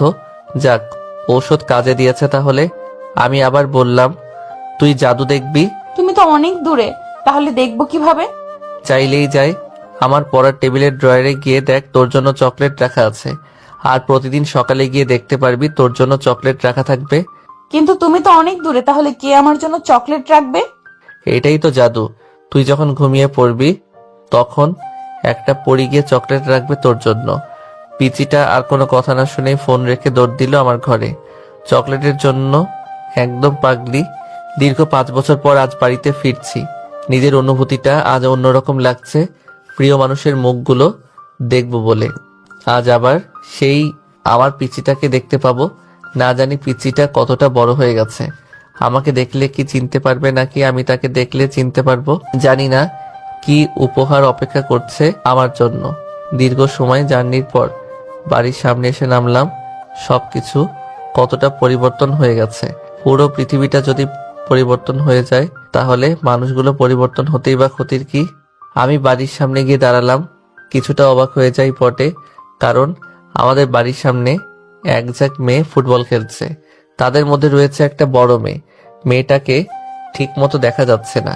আমি আর সেদিকে না তাকিয়ে বাড়ির দিকে অগ্রসর হলাম। হঠাৎ মাথায় ভারী কিছুর আঘাত পেলাম। মাথাটা ভন ভন করে ঘুরতে লাগলো। পিছনে ঘুরে দেখি বড় মেয়েটি দৌড়ে আসছে আমার দিকে ফুটবল নেওয়ার জন্য। তার মানে এই মেয়েটার কাজ এটা। ভারী বজ্জাত মেয়ে তো, চেনা নেই জানা নেই, হুট করে একজন অপরিচিত মানুষকে বল দিয়ে আঘাত করলো। মেয়েটি আমার সামনে এসে বল কুড়িয়ে নেওয়ার পরে আমার দিকে তাকালো। আমি কিছু বলতে যাব তার আগে মেয়েটি আমাকে জড়িয়ে ধরলো। আচমকা এমন ঘটনার জন্য মোটেই প্রস্তুত ছিলাম না। মেয়েটি হঠাৎ আমাকে জড়িয়ে ধরলো কেন? কে এই মেয়েটি? এসব নানান চিন্তা ঘুরপাক খেতে লাগলো আমার মাথায়। ইতিমধ্যে আমার পুরো শরীরটা অবশ্যই যেতে শুরু করে। মনে হচ্ছে অনেক পুরনো কিছুর সঙ্গে আমার সংঘর্ষ হয়েছে, যার জন্য মনের ভিতর অজানা শিহরণ বয়ে যাচ্ছে। হঠাৎ আমার বুকে ভেজা অনুভব করলাম। মনে হচ্ছে মেয়েটি কাঁদছে, কিন্তু কেন কাঁদছে?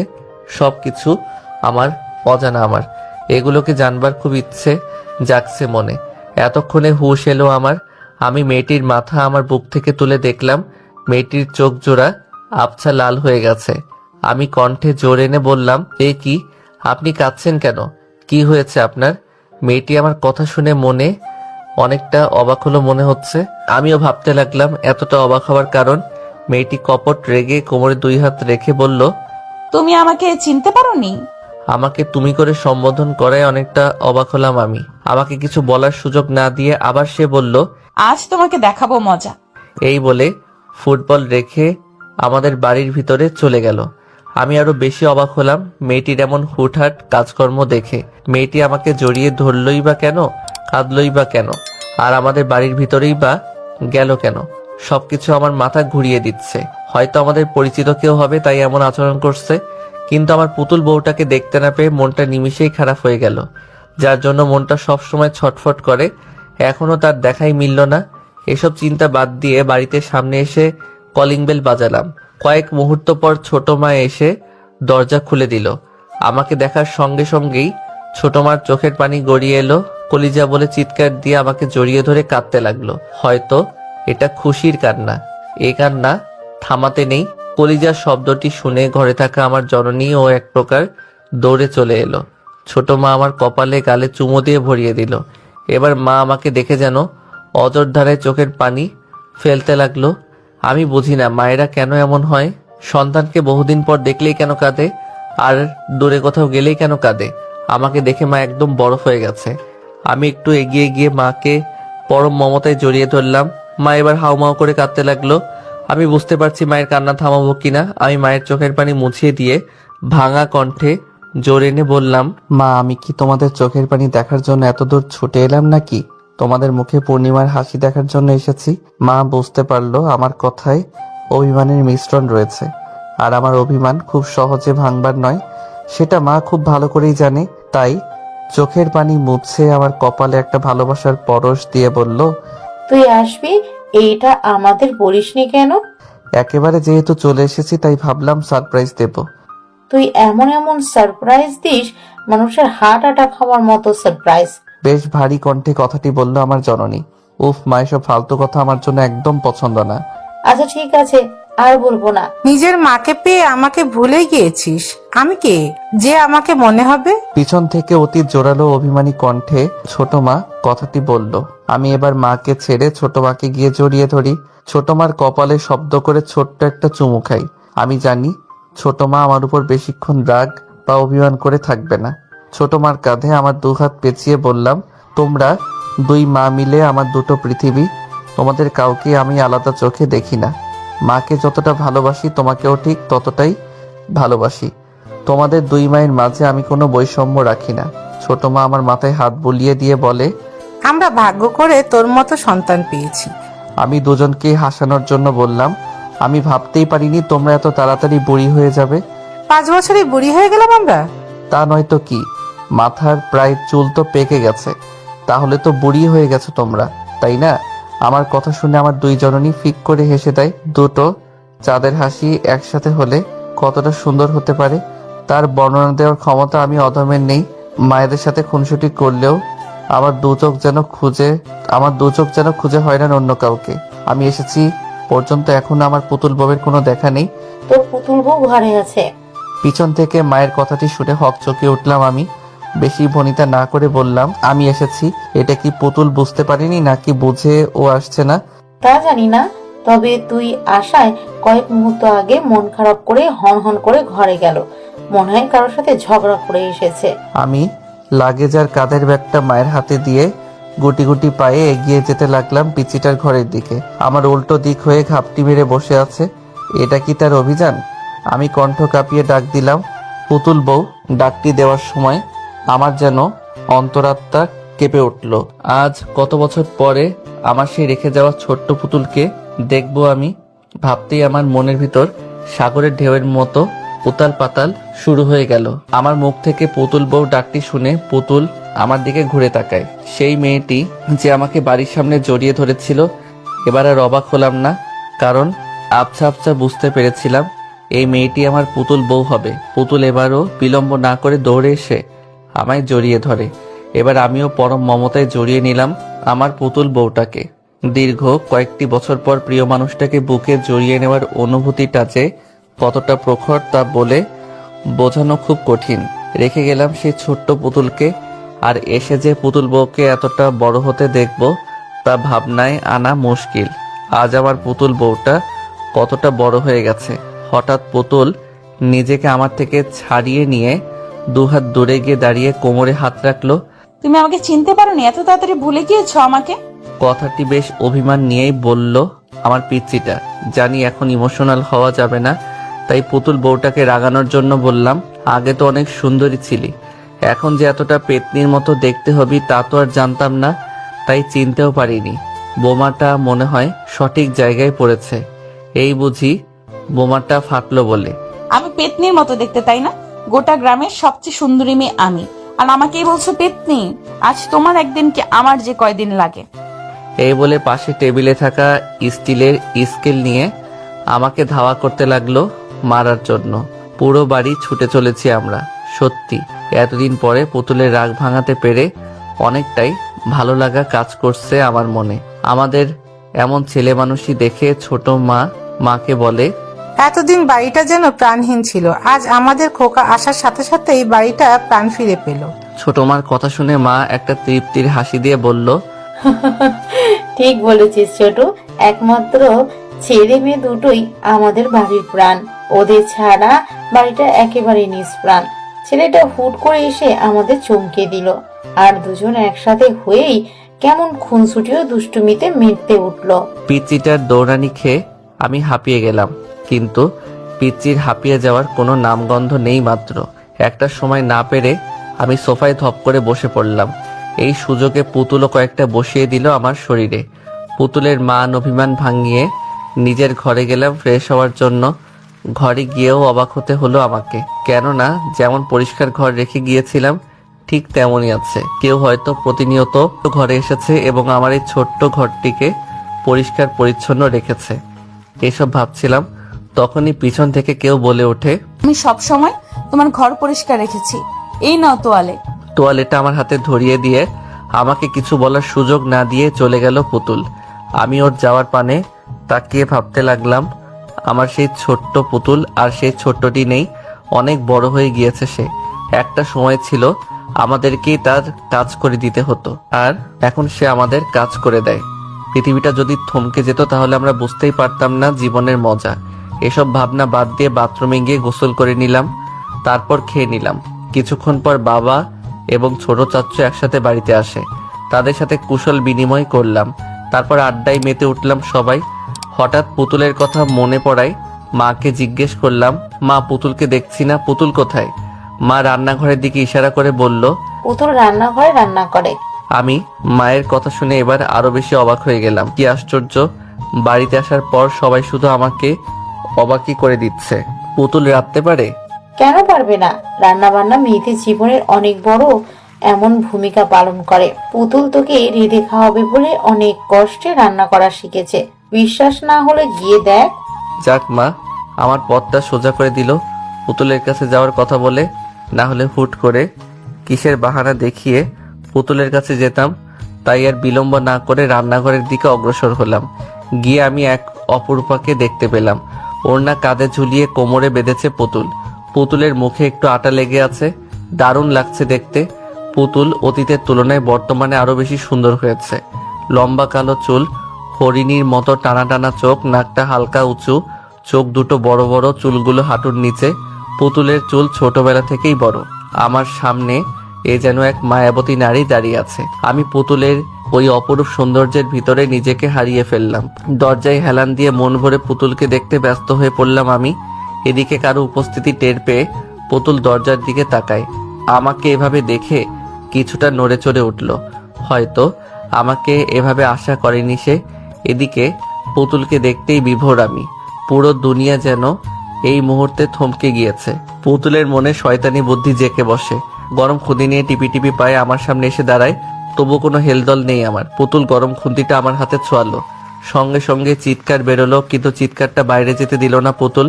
তার আগেই তার ওই নমনীয় কোমল হাত দিয়ে আমার মুখটা চেপে ধরে। পুতুল একদম আমার শরীরের সাথে লেপ্টে গেছে। আমি পুতুলের তুলনায় একটু লম্বা হওয়ায় আমার মুখ চেপে ধরায় আমার একদম কাছে আসতে হয়েছে তাকে।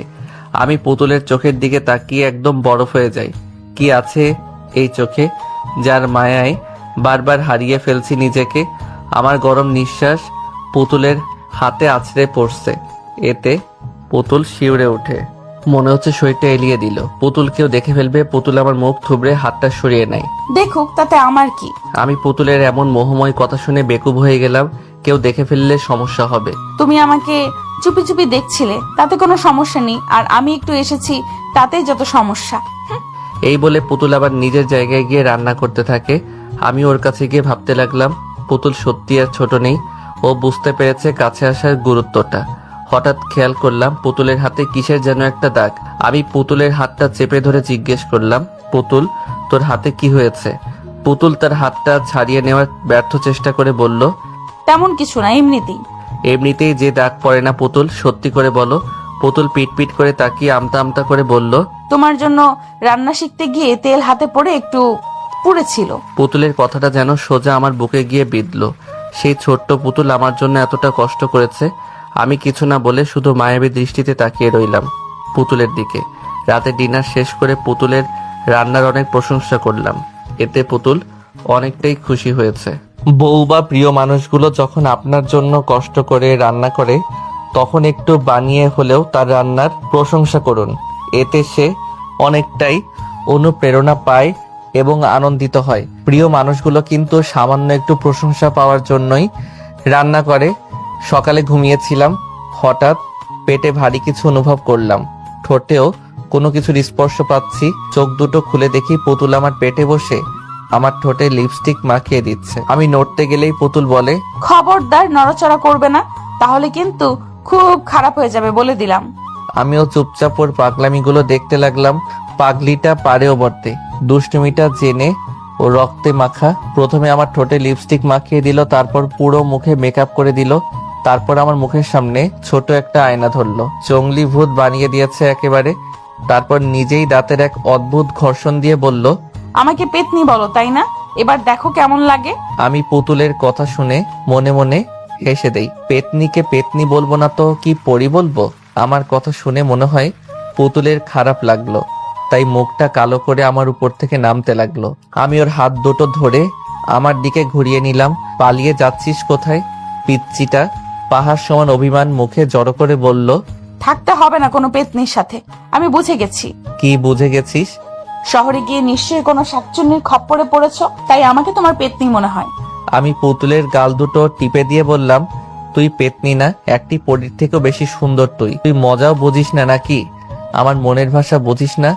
আমার কমপ্লিমেন্ট শুনে পুতুল মনে হয় একটু লজ্জা পেল। আমি কি তোমার বউ নাকি যে তোমার মনের ভাষা বুঝবো? আমি পুতুলের কথা শুনে হেসে দিলাম।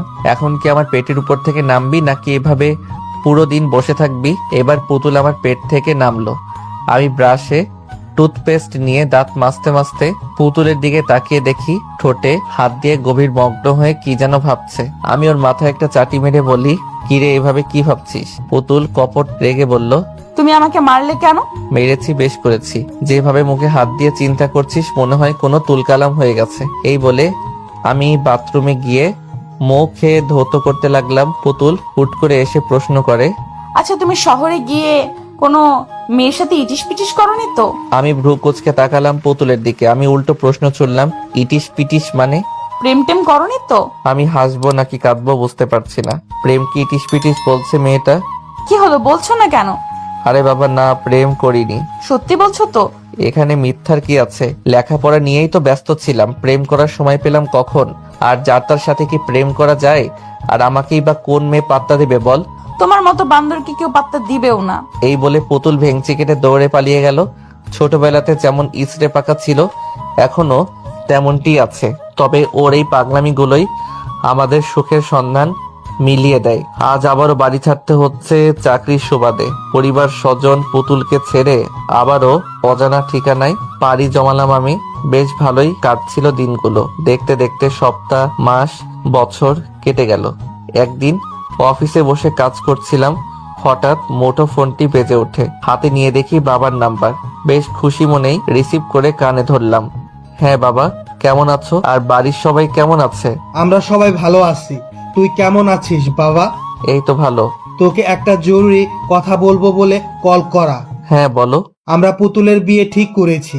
বাবার এই ছোট্ট বাক্যটি শুনে আমার যেন পুরো পৃথিবী কেঁপে উঠল। আমি নিজের কানকে বিশ্বাস করতে পারছি না। পুতুলের বিয়ে ঠিক করেছে। আমার কাছে ঘটে যাওয়া গত মুহূর্তটা অবিশ্বাস্য মনে হচ্ছে, তবুও নিজেকে ঠিক রেখে বললাম, এত তাড়াতাড়ি বুড়িটার বিয়ে? হ্যাঁ, ভালো পাত্র পেয়েছি। ছেলে অনেক বড় সরকারি অফিসার। পুতুল অনেক সুখে থাকবে। আমি একটা দীর্ঘশ্বাস ছেড়ে বললাম, পুতুল জানে? না। আমি শুধু ঠিক আছে বলে রেখে দিলাম। আজ আমার পৃথিবীটা বড্ড অসহায় হয়ে পড়ল। আমার পুতুল বউটা অন্য কারো হবে বলে, যাকে নিয়ে ছোটবেলা থেকেই আমার এই ছোট্ট মনে স্বপ্ন বুনেছিলাম, আস্তে আস্তে আমার চোখ দুটো ঝাপসা হতে লাগলো। আমি ভারাক্রান্ত মন নিয়ে বাগানে বসে বুকে দুহাত গুজে আকাশ পানে এক পলকে তাকিয়ে আছি। ভাবছি 2 দিনে আমার পুরো পৃথিবীটাই উল্টে গেল। যাকে নিয়ে ছোটবেলা থেকে মনে ঘর বাঁধার স্বপ্ন পুষে রেখেছিলাম, এখন সে অন্য কারো হয়ে যাবে। এই কথাটি ভাবতেই বারবার বুকের ভেতরটা ছ্যাদ করে ওঠে।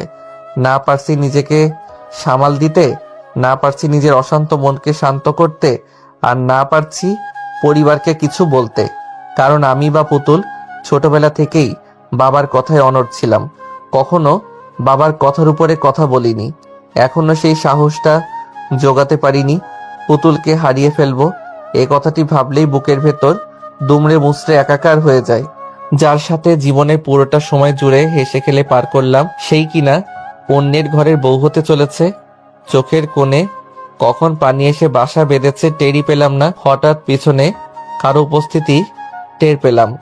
আলতো করে চোখের পানি মুছে পিছনে তাকালাম। পুতুল দাঁড়িয়ে আছে। মুখ দেখে যতটা বুঝলাম তাতে মনে হলো পুতুলের মন আমার থেকেও বেশি খারাপ। আমি নিজেকে স্বাভাবিক রেখে বললাম, কি রে, কিছু বলবি? বলার জন্যই এসেছি। আজ অনেক কিছুই বলার আছে তোমাকে। তুমি সব সময় আমার কথা মজা ভেবে উড়িয়ে দাও, কিন্তু আজ আমি যা বলবো তা একদম মজা নয়। আজ পুতুলের কথার সুর পাল্টে গেছে। এতদিন তার বলা প্রতিটি কথায় দুষ্টুমি লুকিয়ে থাকতো, কিন্তু আজ মনে হচ্ছে পুতুল দুষ্টুমির মুডে নেই। আজ সত্যি সে সিরিয়াস। আমিও ভনিতা না করে বললাম, আচ্ছা বল, কি বলার আছে? আমার দুজনে বাগানে পাতানো দোলনায় বসলাম। পুতুল একবার আমার দিকে মায়াভরা চাহনিতে তাকিয়ে প্রকৃতিকে দেখায় মন দিল। তারপর মিষ্টি কণ্ঠে বুলি ছুটতে লাগলো, ভাইয়া, তোমার মনে আছে সেদিনের কথা, যেদিন তুমি পরন্ত বিকেলে নদীর ধারে বসে নদীর সৌন্দর্য দেখছিলে? পুতুলের কথা শুনে অনেকটাই অবাক হলাম। এত পুরনো কথাও পুতুলের মনে আছে? আমি কিছুটা আন্দাজ করতে পারলাম পুতুল ঠিক কি বলতে চাই। তবুও পুরো বিষয়টা পরিষ্কার হওয়ার জন্য বললাম, মনে আছে। সেদিন আমি তোমাকে বলেছিলাম, ভাইয়া তুমি আমাকে বিয়ে করবে, আমি তোমার সব কাজ করে দিব। সেদিন তুমি আমার কান টেনে বলেছিলে, আমি যখন বড় হয়ে বিয়ের উপযুক্ত হব তখন তুমি আমাকে বউ বানাবে। আমি কথা কাটানোর জন্য বললাম, পাগলি, ওটা তো মজা করে বলেছিলাম। তোমার কাছে ব্যাপারটা মজার হলেও আমি কিন্তু একদম মজা করিনি। সেদিন তুমি বলেছিলে আমাকে বিয়ে করবে। আজ সত্যি তোমার বউ হতে চাই। আমি পারবো না অন্য কাউকে বিয়ে করতে। আমি তোমাকে অনেক ভালোবাসি ভাইয়া। আমি পুতুলের কথা শুনে ওর মুখের দিকে তাকালাম। চোখ দিয়ে নীরবে পানি পড়ছে। আমি কখনো ভাবতেও পারিনি পুতুল এত পুরনো কথা মনে রেখে সেই ভালোবাসার দাবি নিয়ে আবারও আমার সামনে এসে দাঁড়াবে। মানুষ জীবনে অনেক কিছু আশা করে না, কিন্তু সেই না চাওয়া জিনিসটাই জীবনে আসে। আবার অনেক কিছু চেয়ে হাজার চেষ্টা করেও পাওয়া যায় না। জীবন কি অদ্ভুত। তুই কি বলছিস এসব? এটা কখনো সম্ভব নয়। কেন সম্ভব নয়? তুমি আমাকে কখনো ভালোবাসোনি? কি উত্তর দেব এখন আমি? কথা বলার ভাষা যে হারিয়ে গেল। আমিও যে তোকে নিজের থেকেও বেশি ভালোবাসি, কিন্তু পরিবার আর সমাজের জন্য ভালোবাসাটাকে প্রকাশ করতে পারছি না। আমি নিশ্চুপ থাকায় পুতুল হয়তো ভেবে নিয়েছে আমি সত্যিই তাকে ভালোবাসি না, তাই আবার বলতে থাকে, তুমি যদি সত্যি আমাকে ভালো না বাসো তাহলে কেন এত কেয়ার করো আমার? কেউ আমাকে মারলে তুমি কেন এতটা রাগ করতে? আমি না খেলে তুমিও কেন খাওয়া বন্ধ রাখতে? আমার সামান্য একটু কষ্টে কেন তুমি এত কষ্ট পেতে? আমি না খেয়ে ঘুমালে তুমিও কেন না খেয়ে ঘুমাতে? উত্তর দাও। নাকি এগুলো সব মিথ্যে অভিনয়? আমাকে ভালো না বাসলে কেন সব সময় আমাকে সবার কাছে বেশি প্রাধান্য দিয়েছো তুমি? কেন দিনের পর দিন আমার এত অত্যাচার সহ্য করেছো? তুমি কি কখনোই আমাকে ভালোবাসোনি, নাকি আমি শুধু তোমার চাচাতো বোন? পুতুলের কথা ধারালো তীরের মতো আমার বুকে বিঁধতে লাগলো। এতটা প্রখর তার কথার বলি, সেই দিনের সেই পিচ্চিটা আমাকে এতটা ভালোবাসবে তা আমার ভাবনার বাইরে।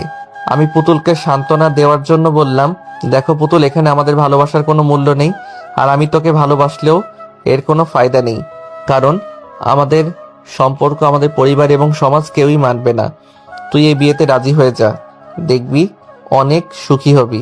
আমার কথা শুনে পুতুল মিছে একটা হাসি দিল ঠোঁট বাঁকিয়ে। আমি বুঝলাম না আমি হাসির কি বললাম। যে মানুষটা অন্যায়ের বিরুদ্ধে সব সময় রুখে দাঁড়ায় আজ সেই বিড়াল হয়ে গেছে। আরে তুমি কোন সমাজের কথা বলছো, যেই সমাজ মানুষের কষ্টে প্রাণ খুলে হাসে? আমি তোমাকে ভালোবাসি, আর একটা মানুষ কখন কাউকে ভালোবাসে জানো? যখন সে কারো কাছে নিজের সুখ খুঁজে পায়, ঠিক তখনই তাকে ভালোবাসে। আমি তোমাকে ভালোবাসি, তাই তোমার কাছেই সুখে থাকবো। তুমি কেন বুঝতে পারছো না আমার ভালো থাকার চাবিকাঠি যে তুমি? নাকি বুঝেও অবুঝের মতো ভান করছো? আর বাকি রইল সমাজের কথা। আচ্ছা, ধরে নিলাম আমি এই সরকারি অফিসারকে বিয়ে করেছি, কিন্তু আমি ভালোবাসি তোমাকে। পরিবারের চাপে তাকে বিয়ে করলেও আমার মন তো তোমাকে ঘিরেই থাকবে। আমি তো তার কাছে ভালো থাকবো না। আর যখন তোমাকে না পাওয়ার যন্ত্রণায় কোনো এক ঘরের কোণে বসে নীরবে চোখের পানি ফেলবো, তখন কি তোমার এই সমাজ আমাকে সান্ত্বনা দেওয়ার জন্য আমার পাশে এসে দাঁড়াবে? নাকি যখন স্বামীর হাতে নিপীড়িত হয়ে মৃত্যু যন্ত্রণায় ছটফট করব, তখন তোমার সমাজ আমাকে বাঁচাবে? পুতুলের কথা শুনে আমার মাথা ঝিমঝিম করতে লাগলো। কোনো কুল কিনারা না পেয়ে সজোরে একটা থাপ্পড় বসিয়ে দিলাম পুতুলের কোমল গালে। আমি পুতুলের সামান্য কষ্টের কথা চিন্তা করতে পারি না, আজ সে মৃত্যুর কথা বলছে। পুতুল আমার থাপ্পড় খেয়ে গালে হাত দিয়ে কাঁদতে লাগলো। তুমি যাই বলো না কেন, আমি তোমাকে ছাড়া বাঁচবো না। আর যদি অন্য কাউকে বিয়ে করতে হয়, তাহলে বিয়ের দিনে অনেক বড় দুর্ঘটনা ঘটাবো। এই বলে কাঁদতে কাঁদতে দৌড়ে চলে গেল। আমি ভাবতে লাগলাম কি করা যায়। কোনো কিছু না ভেবেই বাবার কাছে গেলাম। বাবা ঘরে বসে পেপার পড়ছে। আমি বাবার পাশে গিয়ে বসলাম। বাবা, তোমার সাথে কিছু কথা ছিল। হ্যাঁ বল, কি বলবি? বাবা, এই বিয়েটা কি বন্ধ করা যায় না? কি বলিস এইসব? তোর মাথা ঠিক আছে? হ্যাঁ বাবা, আমি বুঝে শুনেই বলছি। সরকারি অফিসার দেখে বিয়ে দিয়ে দিচ্ছ, একবার ভাবছো না পুতুল সেখানে সুখী হবে কিনা? একবারও দেখলে না ছেলেটা কেমন? ছেলেটা মস্ত বড় অফিসার, যেখানে টাকা আছে সেখানে সুখও আছে। কথাটা তুমি একদম ভুল বললে বাবা। আজকাল অর্থ মানুষকে সুখ দিতে পারে না, টাকা মানুষকে শান্তি দেয় কিন্তু স্বস্তি দেয় না। মস্ত বড় অফিসার বলেই যে ছেলেটা ভালো হবে এমনটা কিন্তু মোটেও নয়। আজকাল টাকাওয়ালা মানুষরাই বইয়ের উপর অত্যাচার করে বেশি। বাবা আমার কথায় কপট রেগে গেল, ভাবছে আমি তাকে জ্ঞান দিচ্ছি, কিন্তু বাবা এটা বুঝতে পারছে না যে সে নির্বোধের মতো কাজ করছে। তুই আমাকে মানুষ শেখাতে আসিস না। কোনটা ভালো আর কোনটা মন্দ তা আমি বুঝি। আমি তোর সাথে এই বিষয়ে আর কোনো কথা বলতে চাই না। আমি হতাশ হয়ে স্থান ত্যাগ করলাম। আর কি বা করতে পারি? বাবা তো আমাকে অপমান করলো বলা চলে। বাবা পুতুলের সুখের কথা ভেবে অন্ধ হয়ে গেছে। আজ পুতুলের বিয়ে, বধূ সেজে বসে আছে, আর বাকি সবাই বিয়ে বাড়িতে কাজে ব্যস্ত। কত মানুষের আনাগোনা, সবার মনে শান্তি আছে, কিন্তু দুটো মানুষের মনে শান্তির ছিটে ফোঁটা নেই পর্যন্ত। আমার মনে যে কতটা ঝড় বয়ে যাচ্ছে সেটা আমার মন প্রাণ জানে। লাল বেনারসিতে সৌন্দর্যটা দ্বিগুণ হয়েছে, একদম পুতুলের মতো লাগছে দেখতে। আমি দূর থেকে এক পলকে তাকিয়ে আছি তার দিকে। কাজী বিয়ে পড়ানো শুরু করলো। প্রথমে ছেলেটি কবুল বলল, এবার পুতুলের পালা। এদিকে আমার মনে তোলপাড় শুরু হয়ে গেছে। কোনোভাবেই মনকে শান্ত করতে পারছি না।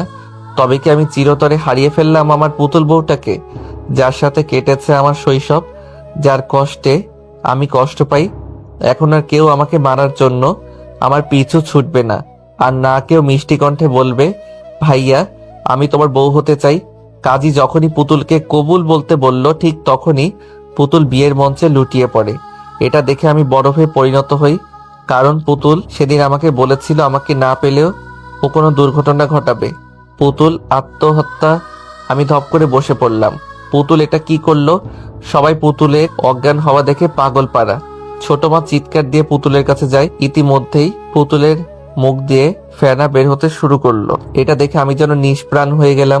এই বুঝি আমার প্রাণ পাখিটা উড়ে গেল। বুকের ভেতর চিনচিন করে ব্যথা হতে লাগলো। তবে কি অচিরেই সব শেষ হয়ে গেল, নাকি অসমাপ্ত রয়ে গেল আমার ভালোবাসা? বিয়ে বাড়িতে কোণে বিষ খেয়েছে, ব্যাপারটা যেন অবিশ্বাস্য। বাবা মা, ছোট মা এবং চাচ্চু পাগলের মতো কাঁদতে শুরু করলো। এখন আমি নিজেকে সামলাবো নাকি বাকি সবাইকে? আর বরপক্ষ দাঁড়িয়ে দাঁড়িয়ে তামাশা দেখছে শুধু। আমি গুটি গুটি পায়ে পুতুলের পাশে গিয়ে দাঁড়ালাম। হঠাৎ বাবা খেয়াল করলো পুতুলের হাতে একটা কাগজ, সম্ভবত কোনো চিঠি হবে হয়তো। বাবা পুতুলের হাত থেকে চিঠিটা নিয়ে যেই না খুলতে যাবে, তখনই আমি পুতুলকে কোলে নিয়ে ছুটতে লাগলাম হাসপাতালের উদ্দেশ্যে। আমি থাকতে আমার পুতুল বউয়ের কিছু হতে পারে না। আমি বিশ্বাস করি আমার পুতুল বউ আমাকে ছেড়ে একা যেতে পারে না। আমার পিছু পিছু বাকি সবাই ছুট লাগালো। কোনো রকমে একটা ট্যাক্সি নিয়ে হাসপাতালে গেলাম। পুতুলকে ওটিতে নেওয়া হলো। ডক্টর আর কয়েকটা নার্স ওটিতে গেল। কিছু সময় পরে ডক্টরের মাথা ঘুরতে লাগলো। এটা কেমন রোগী? ডক্টর কোনো কিছু বুঝতে না পেরে মাথা চুলকাতে শুরু করে। এটা দেখে নার্স জিজ্ঞেস করে, স্যার আপনি ঠিক আছেন তো? কোনো সমস্যা? ডক্টর এবার ঠোঁট চুলকাতে শুরু করে বলল, সমস্যা আমার মাথায় নাকি রোগীর পেটে সেটাই তো বুঝতে পারছি না। এটা রোগী নাকি অন্য কিছু? ডক্টরের কথা শুনে নার্স তাজ্জব বনে চলে গেল। স্যার রোগীর পেটে তো অবশ্যই সমস্যা আছে, কারণ তার পেটে বিষ আছে। নার্সের কথা শুনে ডক্টর তার চোখের চশমাটা নাকের ডগায় নামিয়ে ভ্রু কুঁচকে বাঁকা চোখে নার্সের দিকে তাকিয়ে বলল, আরে কোথায় বিষ? কিসের বিষ? কেমন বিষ? ডক্টরের এমন প্রলাপ বাক্য শুনে নার্সের জ্ঞান হারাবার মতো অবস্থা। এটা লেখাপড়া করা ডক্টর নাকি হাতুড়ি থেরাপি দেওয়া ডক্টর? বেটার বুড়ো বয়সে ডাক্তারি ভুলে গেল নাকি? মনে মনে কথাগুলো ভাবলো নার্স। আরে স্যার রোগীর পেটে বিষ আর আপনি বিষ খুঁজে বেড়াচ্ছেন? আরে রোগীর পেটে কোনো বিষ টিষ নেই, সে তো দিব্যি শ্বাস নিচ্ছে। এবার নার্সের মনে ভয় ঢুকে গেল। রোগী ভূত টুত নয়তো? ভয়ের চোটে নার্সটা তোতলাতে শুরু করলো। স্যার? নার্সের মুখে শ্যাশা শব্দটি শুনে এবার ডক্টরের চোখ টেরা হয়ে গেল। কি শাসা শাসা করছো? স্যার তাহলে ওর মুখে কিসের ফেনা? টুথপেস্টের ফেনা। রোগীর তো কিছুই হয়নি। কিছু যখন হয়নি তাহলে আমরা রোগী রোগী করছি কেন? ডক্টর আর নার্স কথা বলছিল। হঠাৎ পিছন থেকে কেউ ডক্টরের হাত টেনে ধরে। এতে ডক্টরের প্যান্ট ঢিলে হয়ে গেল। অপরদিকে পুতুলকে ওটিতে নেওয়ার পরে বাবা পুতুলের হাতে থাকা চিঠিটা খুলে পড়তে লাগলো। পড়ার পরে ধপ করে বসে পড়ে চেয়ারে। এটা দেখে বাকি সবাই উত্তেজিত হয়ে বাবাকে সামলায়। চাচ্চু বাবাকে জিজ্ঞেস করে, কি লেখা আছে ওতে ভাইয়া? বাবা চিঠিটা চাচ্চুর হাতে দেয়। সেটা জোরে জোরে পড়তে শুরু করলো। প্রিয় বাবা এবং বড় বাবা, তোমরা আমাকে অনেক ভালোবাসো তা আমি জানি, এবং তোমরা সুখের কথা ভেবেই এই বিয়েটা দিচ্ছ। কিন্তু আমি এই বিয়েতে সুখী হতে পারবো না, কারণ আমি ছোটবেলা থেকেই একজনকে মনে প্রাণে ভালোবেসে এসেছি। সে আর কেউ নয়, মুগ্ধ ভাইয়া। ছোটবেলা থেকে স্বপ্ন ছিল ভাইয়ার বউ হবার। ভেবেছিলাম কখনো তোমাদের ছেড়ে অন্য কোথাও যাব না, চিরকাল আমরা একসাথেই থাকবো। আমি যখন ছোট ছিলাম তখন তোমরা আমাকে ভাইয়ার বউ বলতে, আর তখন আমার অনেক লজ্জা হতো, অপরদিকে খুশিও হতাম খুব। একদিন তোমরাই বলেছিলে আমাকে ভাইয়ার বউ করবে, কিন্তু তোমরা তোমাদের কথা ভুলে গেছো, এবং ভাইয়াও কথা দিয়েছিল আমাকে তার বউ করবে। সেও তার দেওয়া কথা ভুলে গিয়েছে। তোমরা কেউ আমাকে বোঝোনি আমি ভাইয়াকে অনেক ভালোবাসি, আর ভাইয়াও আমাকে অনেক ভালোবাসে। তোমরা আমাদের সম্পর্ক নাকি মানবে না, তাই তোমাদের সবাইকে ছেড়ে চলে যাচ্ছি একা। আমি পারবো না ভাইয়াকে ছাড়া বাঁচতে, তাই পাড়ি জমালাম না ফেরার দেশে। ইতি তোমাদের আদরের দুষ্টু পুতুল। চিঠিটা শুনে আমার মাথা ভন ভন করতে শুরু করলো। আমি কখন তাকে বললাম যে আমিও ভালোবাসি? মেয়েটা মরবে তবুও কাউকে শান্তি দেবে না। চিঠিটা শুনে সবাই আমার দিকে কেমন যেন অদ্ভুত দৃষ্টিতে তাকালো। নিজেকে এলিয়েন মনে হচ্ছে। বাবা আমার সামনে এসে জিজ্ঞেস করলো, তোরা একে অপরকে ভালোবাসিস? আমাকে আমার পুরো কথা শেষ করতে না দিয়েই বাবা আবার বলে, তোরা একে অপরকে ভালোবাসিস সেটা আমাদের বলিসনি কেন?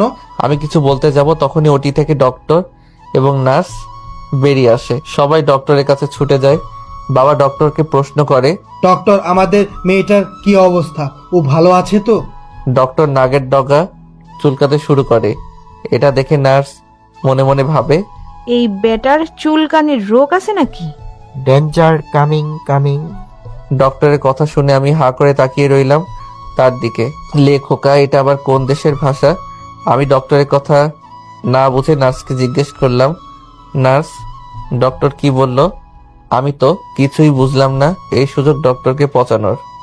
নার্স 2 হাত মুঠো করে বললেন, আসলে উনি এলিয়েন গ্রুপের ডক্টর, নেপচুন থেকে ডাক্তারি শিখেছেন, তো তাই তার ভাষা কেউ বুঝে না। এই কথা শুনে ডক্টরের কান দিয়ে ধোয়া বেরোচ্ছে। খ্যাপা শাড়ির মতো ফুসতে ফুসতে স্থান ত্যাগ করলো। এদিকে আমার ফিট হওয়ার মতো অবস্থা। কখন না জানি ঠুস করে জ্ঞানটা চাঁদের দেশে চলে যায়। এটা হসপিটাল নাকি পাগলাগারদ?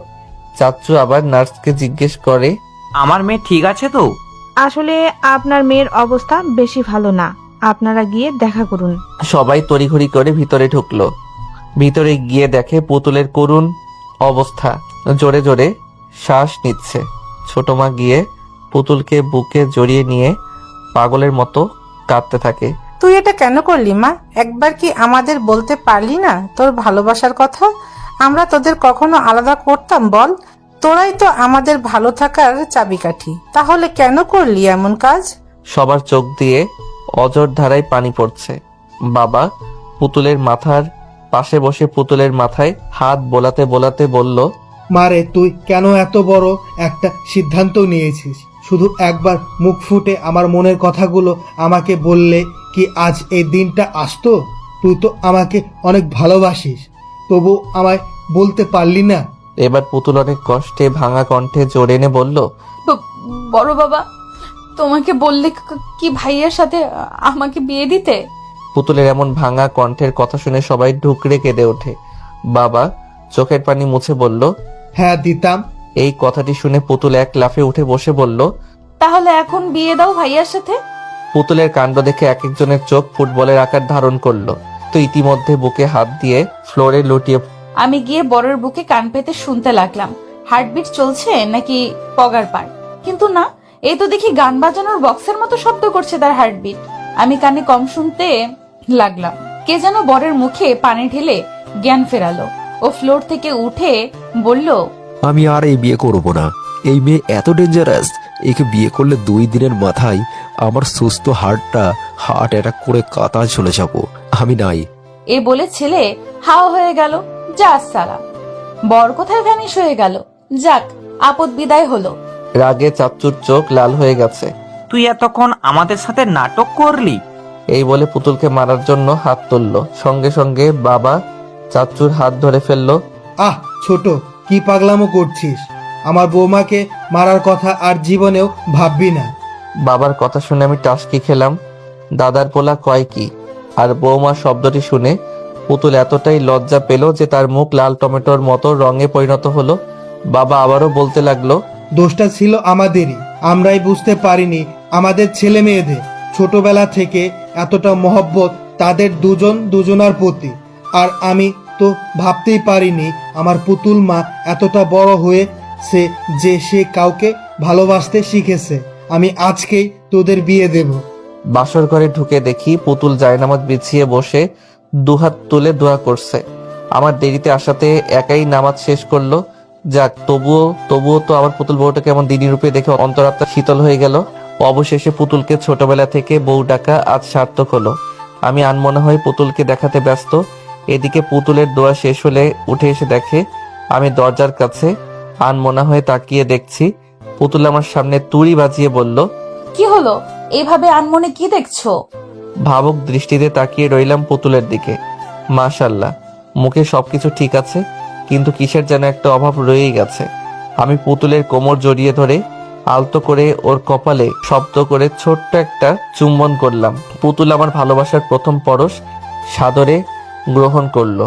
তারপর পুতুলের 2 চোখের পাতাতেও চুম্বন করলাম। পুতুল নিষ্পলক চোখে তাকিয়ে আছে আমার দিকে। এ যেন হরিণীর একজোড়া চোখ তাকিয়ে আছে আমার মুখপানে। এতটাই মায়াবী তার চোখ। আমি মাথার পাগড়িটা খুলে রেখে বিছানায় শরীরটা এলিয়ে দিলাম। পুতুল এসে আমার বুকে মাথা রেখে শুয়ে পড়ে। বুকটা যেন ঠান্ডা হয়ে গেল। মনের ভিতর অদ্ভুত এক প্রশান্তি বয়ে গেল। আমি পুতুলের মাথায় হাত বুলিয়ে বললাম, তোকে দেখেছিলাম। পুতুল আমার বুকে বিলি কেটে বলল, ওভাবে দেখার কি আছে? আগে কখনো দেখোনি? বিয়ের আগে এবং বিয়ের পরে 2 সময় দেখার 2 রকম অনুভূতি কাজ করে মনে। বিয়ের আগের দেখায় মানসিক তৃপ্তি হয় না, হারিয়ে ফেলার ভয় বিদ্যমান থাকে মনের ভিতর। কিন্তু বিয়ের পরের দেখায় কোনো ভয় নেই, এ দেখায় তৃপ্তি মেলে। আমাদের ভালোবাসার খুঁটি এতটাও কমজোর নয় যে আমরা কাউকে হারিয়ে ফেলবো। এর বাস্তব প্রমাণ তুমি নিজেই পেয়েছো। তোমাকে পাওয়ার জন্য কতই না অভিনয় করতে হলো, কিন্তু তুমি তো ভীতু। ভালোবাসার কথা মুখ ফুটে কাউকে বলতে পারলে না। পিচ্চিটার কথা শুনে মনে মনে হাসি পেল আমার। গায়ে গতরেই বেড়েছে, বুদ্ধি হয়নি এখনো। আমি লম্বা একটা শ্বাস নিয়ে বললাম, ভালোবাসা এমন একটা জিনিস যার অনুভূতিগুলো খুব সহজে প্রকাশ করা যায় না। অনেকেই ভালোবাসার অনুভূতিগুলো খুব সহজে প্রকাশ করতে পারে, আবার অনেকেই তা পারে না। আবার কখনো কখনো মনের অপ্রকাশিত কথাগুলো প্রকাশ করার সময় এলেও বলা হয়ে ওঠে না, কারণ পরিস্থিতি কাজটাকে অসম্ভব করে দেয়। তুই নিজেই ভেবে দেখ, তুইও কিন্তু খুব সহজে ভালোবাসার কথাটা পরিবারের কাছে বলতে পারিসনি। আমি যদি অন্য কারো হয়ে যেতাম তাহলে? বড় কঠিন প্রশ্ন, কিন্তু উত্তর সোজা। আমার কাছে ভালোবাসা মানে একটা মুক্ত পাখি, যার রয়েছে একটা নিজস্ব ঠিকানা। পাখিটা সারাদিন উড়ে বেড়ায় তার মুক্ত আকাশে এবং শেষে ছুটে চলে তার আপন ঠিকানায়। তেমনি তুই যদি আমার কপালে থাকিস, তাহলে যতই ঝড় ঝাপটা আসুক না কেন, সবকিছুকে বুড়ো আঙ্গুল দেখিয়ে তুই আমারই হবি। তোর ভালোবাসা যদি সত্যি হয়ে থাকে তাহলে অন্য কারো গল্প তো কি স্পর্শ করতে পারবে না। আমি বিশ্বাস করি সত্যিকারের ভালোবাসা কখনো হারিয়ে যায় না। একদিন হয়তো ভালোবাসার কোনো বৈষম্য থাকবে না, পৃথিবীটা ভালোবাসাময় হয়ে যাবে, কারণ সত্যিকারের ভালোবাসা কখনো হারিয়ে যায় না। আমি সেখানে যেতে চাই। তুমি আমাকে তোমার বউ বানানোর প্রথম কথা দিয়েছিলে। আমি কিছুটা অবাক হলাম পুতুলের কথা শুনে, কারণ জায়গাটা দূরে। এত রাতে সেখানে গেলে লোকে কি না কি বলে। এমন পাগলামি করিস পুতুল, যেতে অনেক সময় লাগবে। পুতুল আমার বুক থেকে মাথাটা তুলে আস্তে ধীরে তার ঠোঁট দুটো আমার ঠোঁটের কাছাকাছি নিয়ে আসে। তারপর আলতো করে আমার ঠোঁটে তার কোমল নমনীয় ঠোঁট দুটোর ছোঁয়া দিল। শিহরণ বয়ে গেল আমার শরীরে। এটা জীবনের দ্বিতীয় ছোঁয়া পুতুলের ঠোঁটে। পুতুল মায়াবী চোখে তাকিয়ে মায়াবী কণ্ঠে বলল, প্লিজ। পুতুলের কথায় এতটাই মায়া জড়ানো যে আমি না করতে পারলাম না। শুধু আমি কেন, পৃথিবীর যে কোনো পুরুষ মেয়েদের এমন মায়াবী মুখ দেখলে নিজের মনকে দমিয়ে রাখতে পারবে না। আচ্ছা ঠিক আছে চল, কিন্তু বেশি সময় থাকা যাবে না। পুতুল অনেকটাই খুশি হয়ে বলল, ঠিক আছে। তারপর পুতুলকে নিয়ে বের হলাম বাড়ি থেকে। সাথে নিয়েছি আমার পুরনো সাথী সাইকেলটাকে। বাড়ির বাইরে এসে পুতুলকে সামনে বসিয়ে ছুটতে লাগলাম সেই ঠিকানায় যেখানে আমি মন খারাপ হলে যেতাম। অবশেষে পৌঁছালাম সেই পুরনো জায়গায়। অনেকদিন আসা হয়নি এখানে, বড় অচেনা লাগছে জায়গাটাকে। নদীর ধারে ঘাসের উপর দুজনে বসলাম। পুতুল আমার কাঁধে হেলান দিয়ে চাঁদ দেখায় মন দেয়। আমি ঘটা করে প্রশ্ন করি, আচ্ছা ডক্টর আর নার্স তো বলল তোর অবস্থা খুব খারাপ, কিন্তু তোর তো কিছুই হয়নি, তাহলে তারা এই কথা বলল? কারণ আমি বলতে। তুই সত্যি একটা ফাজিল মেয়ে। জন্মের পর থেকে দুষ্টুমি শুরু হয়েছে তোর। আমার কথায় পুতুল কপট রেগে যায়। এই, আমাকে একদম ফাজিল বলবা না। তাহলে কি বলবে? ছোটবেলায় তো কম কাণ্ড করিসনি। মেয়েটা বোধহয় রাগ করলো। জানিস তুই আমাকে কেন ভালোবাসিস? পুতুল আমার প্রশ্ন ভ্রু কুঁচকে তাকালো আমার দিকে। কেন? যেদিন তোর জন্ম হয় সেদিন তোকে কোলে নিয়েছিলাম আদর করার জন্য। তোর কপালে চুমু খেয়ে গালে চুমু খেতে যাব, ঠিক তখনই তুই মুখ ঘুরিয়ে আমার ঠোঁটে চুম্বন করিস। তাহলে ভেবে দেখ তুই কতটা দুষ্টু। আমার কথা শুনে মনে হয় পুতুল লজ্জা পেল। চুমু খেয়েছি, বেশ করেছি। আর চুমু খাবো, বেশ করে চুমু খাবো। জন্মের দিন খেয়েছি, মৃত্যুর দিনেও খাবো। শুধু খাবো আর খাবো, পুরো দুনিয়া খাবো। পুতুলের এমন প্রলাপ বাক্য শুনে আমার চোখ আর চোখের জায়গায় নেই, চোখ কপালে উঠে গেছে। পাগল টাগল হয়ে গেলে নাকি? কি বলছে এসব? তারপর আর কথা না বাড়িয়ে চলে আসি সেখান থেকে। সেই রাতে আরো অনেক পাগলামি সহ্য করতে হয়েছে। আমার পুতুল বইয়ের অনেক বড় হয়ে গিয়েছে সে। সকালে ঘুমিয়েছিলাম, হঠাৎ কারো গরম নিঃশ্বাস আমার মুখের উপর অনুভব করি। নিঃশ্বাসটা অতীব প্রখর, তার মানে একদম আমার মুখের খুব কাছাকাছি। পিটপিট করে চোখের পাতা মেলে দেখি পুতুল আমার মুখের উপর নিয়ে নিজের মুখটাই নে আমাকে দেখছে। আমি হুট করে পুতুলকে আমার বুকে জড়িয়ে নেই। এতে ঠাস করে পুতুলের নাকটা আমার থুতনিতে বাড়ি খেলো। পুতুল নাক চেপে ধরে বলল, উফ, গেল রে, আমার নাকটা ফেটে গেল। এভাবে কেউ জড়িয়ে ধরে? তোর নাকটা বড্ড উঁচু, একটু বোচা হওয়া দরকার। তুমি কি এখনো আমাকে তুই করেই বলবে? আপনি বা তুমি শব্দগুলোর থেকে তুই শব্দটিতেই বেশি ভালোবাসা এবং মায়া লুকিয়ে থাকে। তুই নামক সম্পর্কগুলোতে যে কতটা গভীর ভালোবাসা থাকে সেটা তুই ভাবতেও পারবি না। আচ্ছা, তুমি এত সুন্দর করে কথা বলো কিভাবে? চোখের সামনে যদি থাকে মাটির পরি, তাহলে শুধু আমি কেন, যে কোনো ছেলেই সুন্দর করে কথা বলবে। একটা ছেলের মনে লুকিয়ে থাকা ঘুমন্ত কাব্যিক ভাবনাকে জাগ্রত করার জন্য একটা মিষ্টি মেয়ের মায়াবী মুখ এবং লম্বা চুলের এক ফালি চুল যথেষ্ট। থামো থামো থামো, অনেক হয়েছে। তোমার জন্য কফি নিয়ে এসেছি, খেয়ে নাও। পরে ঠান্ডা হয়ে গেলে আমার দোষ নেই। আর কফি? যেখানে গরম কফির মালিক আমার বুকে, সেখানে কফি ঠান্ডা হলে সমস্যা নেই।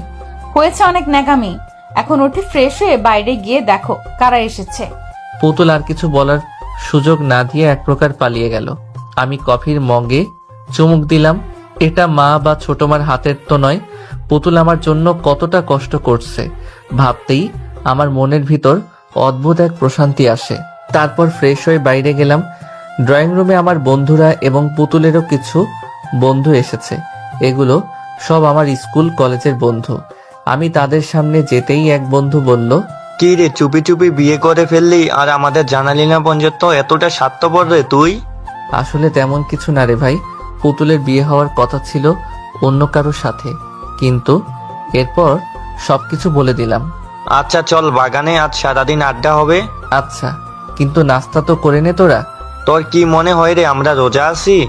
আমরা আসার পরেই ভাবি আমাদের পেট পুরে খাইয়েছে। বাহ, বউ আমার সুপার ফাস্ট। তারপরে সবাই মিলে বাগানে গেলাম। সবাই গোল হয়ে বসলাম, পুতুলের বান্ধবীদের সঙ্গে আর আমি আমার বন্ধুদের সাথে। আমার এক বন্ধু গান বাজনা করতে অনেক পছন্দ করে, তাই সঙ্গে করে গিটার নিয়ে এসেছে। বেশ কয়েকজন গান গাইলো। এবার সবাই আমাকে বলল গান গাইতে। আমি গিটারটা হাতে টুংটাং করে সুর তুলতে লাগলাম। ইস কদর তুমসে हमें प्यार हो गया, हद से ज्यादा हद से प्यार हो गया। এটুকু বলে আমি পুতুলের দিকে এক পলক তাকালাম। পুতুল আমাকে একটা মিষ্টি হাসি উপহার দিল। हमें इश्क तेरी यादों से, हमें इश्क तेरी बातों से, तेरे नींद में आते ख्वाबों से, तेरे साथ हुए मुलाकातों से। আমি বলাই পুতুল বলতে শুরু করে, हमें इश्क तेरी यादों से, हमें इश्क तेरी बातों से, मुझे इश्क है तेरे चुने से, मुझे इश्क है तेरे होने से, इस कदर तुमसे हमें प्यार हो गया। পুতুল বলল। গান শেষ হওয়ার পর সবাই করতালি দিচ্ছে। আমি আর পুতুল একে অপরের দিকে নিষ্পলক চোখে তাকিয়ে আছি।